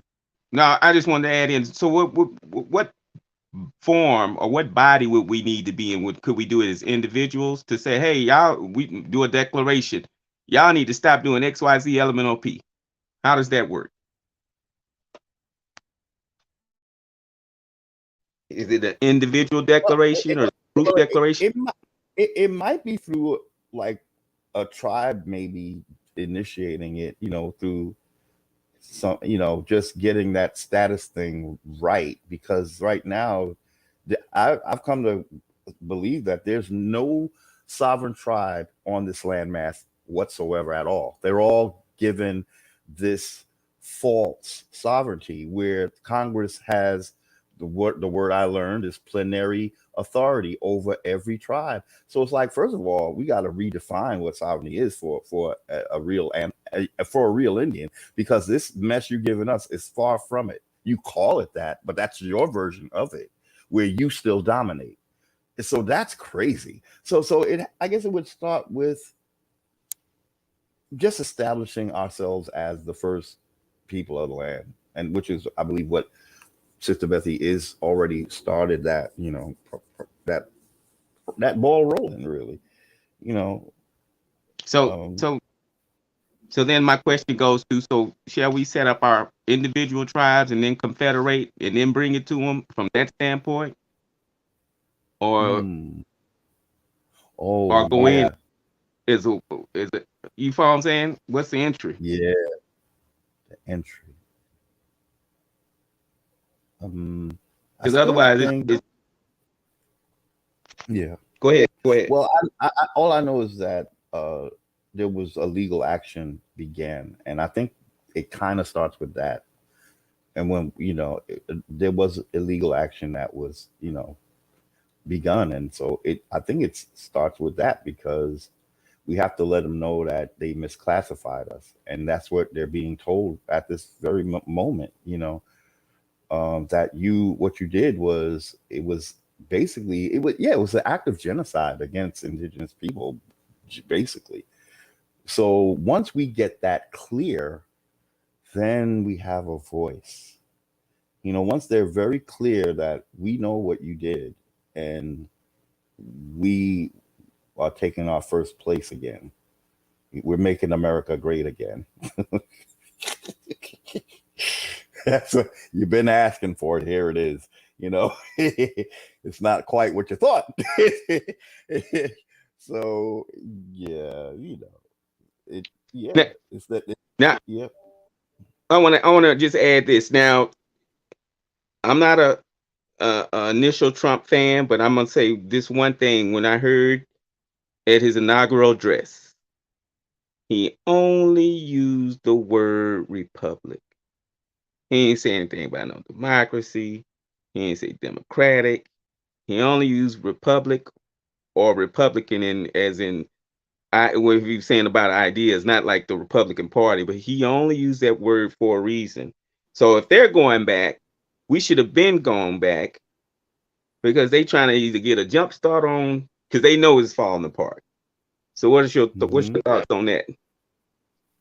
Well, I do agree that we started out as a republic. So this democracy crap that derailed us. That's really, first of all, it happened. I believe I'm starting to believe it happened when they created civil rights or around that time, because that's how you do it. You get us out of the Constitution by creating this civil rights, which are inferior. So I'm starting to believe civil rights were a function of democracy. And not a republic. A republic should go by a constitution, and I believe that's what it was. Let me add this right quick. So then we know that both. I just want to say democracy is more like mob rule, where a republic would go by a constitution. Democracy is about a majority vote, and so your constitutional rights get lost when you are in a democracy, because it's whatever they can play with the numbers, So I think it's good that he speaks that way. It's supposed to be only a republic, not a democracy at all, unless you're going to disenfranchise a group of people with civil rights. So he basically exposed the whole game, because those people that was in the Republican Party, they've been knowing this. Excuse me, brothers. I just want to make a quick announcement. Friday, March. Excuse me. Friday, March the 31st, there will be a pay-per-view, and it's myself at Power, Sister Soldier, Supreme Chief Holiday, and A1 in a Zoom. The tickets are on sale. The name of the event is Pan-Africanism is Dead. And we're giving that in Zoom. The tickets are on sale. And here's where you would send your tickets to. And if you're going, you leave your email in the description box when you purchase your ticket. So you send your $20 to one of the cash apps, Aboriginal Power, or right there, and you leave your email in the description so that they could send you the Zoom link. And it's this Friday, March 31st at 6 o'clock p.m. Eastern time. And that would be 6 o'clock Eastern, 5 o'clock Central, 3 o'clock Pacific. And there's the information. We're all giving a presentation, each one of us, myself, Aboriginal Power, Supreme Chief Holiday, Sister Soldier, and A1 this Friday. So get your drinks ready, and we're going to have a ball. Pan-Africanism is dead. And we'll all be giving a individual presentation. So that's all I wanted to make an announcement for. Yep, Pan-Africanism. It's a funeral for Pan-Africanism. We're done with it. So just wanted to put that up We're there. black. Yep, we're black, because it's all over. They're no longer going to be having arguments with Pan-Africans on their panels anymore. They're putting the funeral to the end so they can get to the real stuff. Yeah. Whoa. Yeah. There'll be no more. And this is their way of going out on it. They're turning themselves into more interesting things for our community. Yeah. Yep. Wow. It's this Friday, March 31st at 6 o'clock p.m. Eastern. Yes. Eastern Standard Time. That's 5 o'clock Central Time and 3 o'clock on the West Coast. And how long is it? You don't want to miss that, because this will be the last time. They're no longer going to be having debates with Pan-Africans on their panels. It's over. They're focusing more on getting this education out to our people and our communities. Good. Wow. Yep, that's a huge turn. Yes, it is. Yes, it is. I guess I started it off today by kicking that fool off the panel. I don't have time. I wish Lex time. Vortex. Yeah, it's like when your mind He's a is nice stuck in a guy, but yeah. he's a nice guy, He's stuck in but a racism. He's stuck with his racism. yeah, Yeah. I can't deal with that, and it's very sad. Him and Raborn are in hmm that manner, so it's hmm always our And people, and that's if it. they only understood history, if I feel like if we really looked at our history, we know that white people came way too late in the game. Somebody inserted them into this fight. They were too young of people, but we've been at it before white people got here. We talking about when the Mongols, like we were dealing with Mongols in America. We weren't dealing with white people in America. We were dealing with Moorish Mongols that the Moors made sure that they sent here. It was that, and so that's the worst. That they're the worst. At least white people, we know they're immigrants, but these Mongols are claiming to be us. So white people are not our worst thing. ZTS, I beg to differ. The last time we had over 100 some people, so we're good. And you don't have to be here. Yeah, there's people that just come on because. Yeah, I don't pay them no damn mind. They can go to them other channels. But Mm-hmm. I've been on here going at it since 5, you guys, and I want to land my plane here and get myself some rest.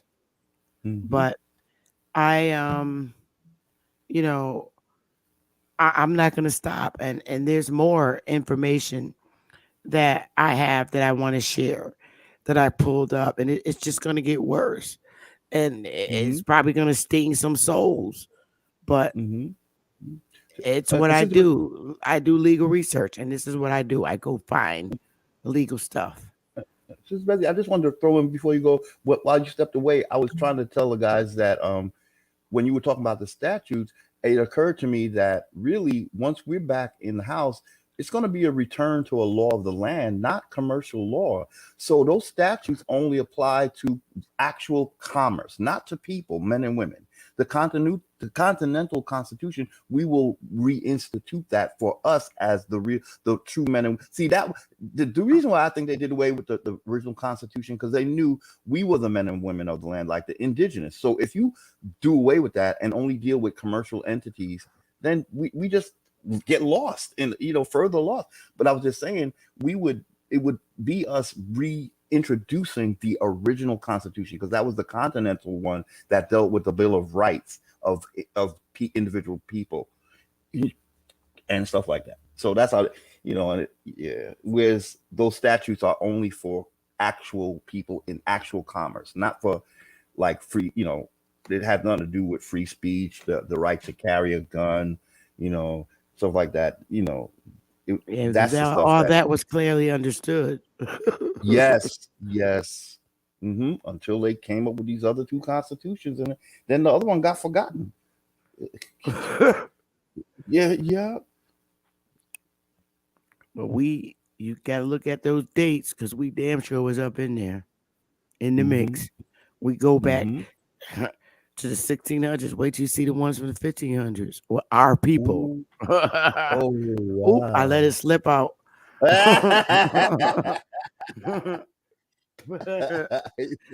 but but anyway, I love you guys, and the chat was so supportive today, and I appreciate you guys. But I got to get some rest, and I will be back after another break that I'm gonna take with some more interesting stuff. So I want to get off here to give everybody else a chance to watch this because when I come with the next, I'm just bringing out a little by little, little by little. And you bark dogs that are hurt or hurt bark dogs, I'm sorry. I just have to say I'm sorry, but it's going to keep stinging. And Boys don't like this. No, they don't like it. Nobody don't like it. Like this one bit. You can't knock the truth. I mean, this is when we was in power and we was calling these shots. So if you're gonna get mad at somebody, get mad at your ancestors. You heard that, dude. We lost. Y'all got to get over it. We lost. It's a wrap. But I love you guys, and I'm so out of here. Huru, stay on the back for 1 second. Don't leave. Okay. And I hope to see you guys this Saturday because Sister Soldier's gonna bring some information that puts funeral to Pan-Africanism. I am, A1 is, At Power is, and it's gonna be a really great lecture to see. Put them in the ground. Yep. Huru, stay on the piano. I'm getting ready to get out of here. Love y'all. Hit the like button. All right. And Get some ready. on your way out. Excuse me. Excuse me. I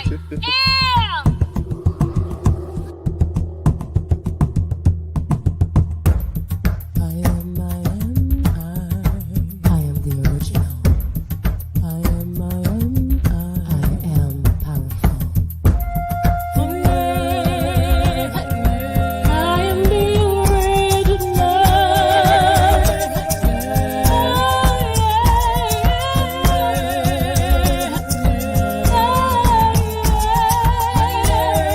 We are waking our people up to let them know that we are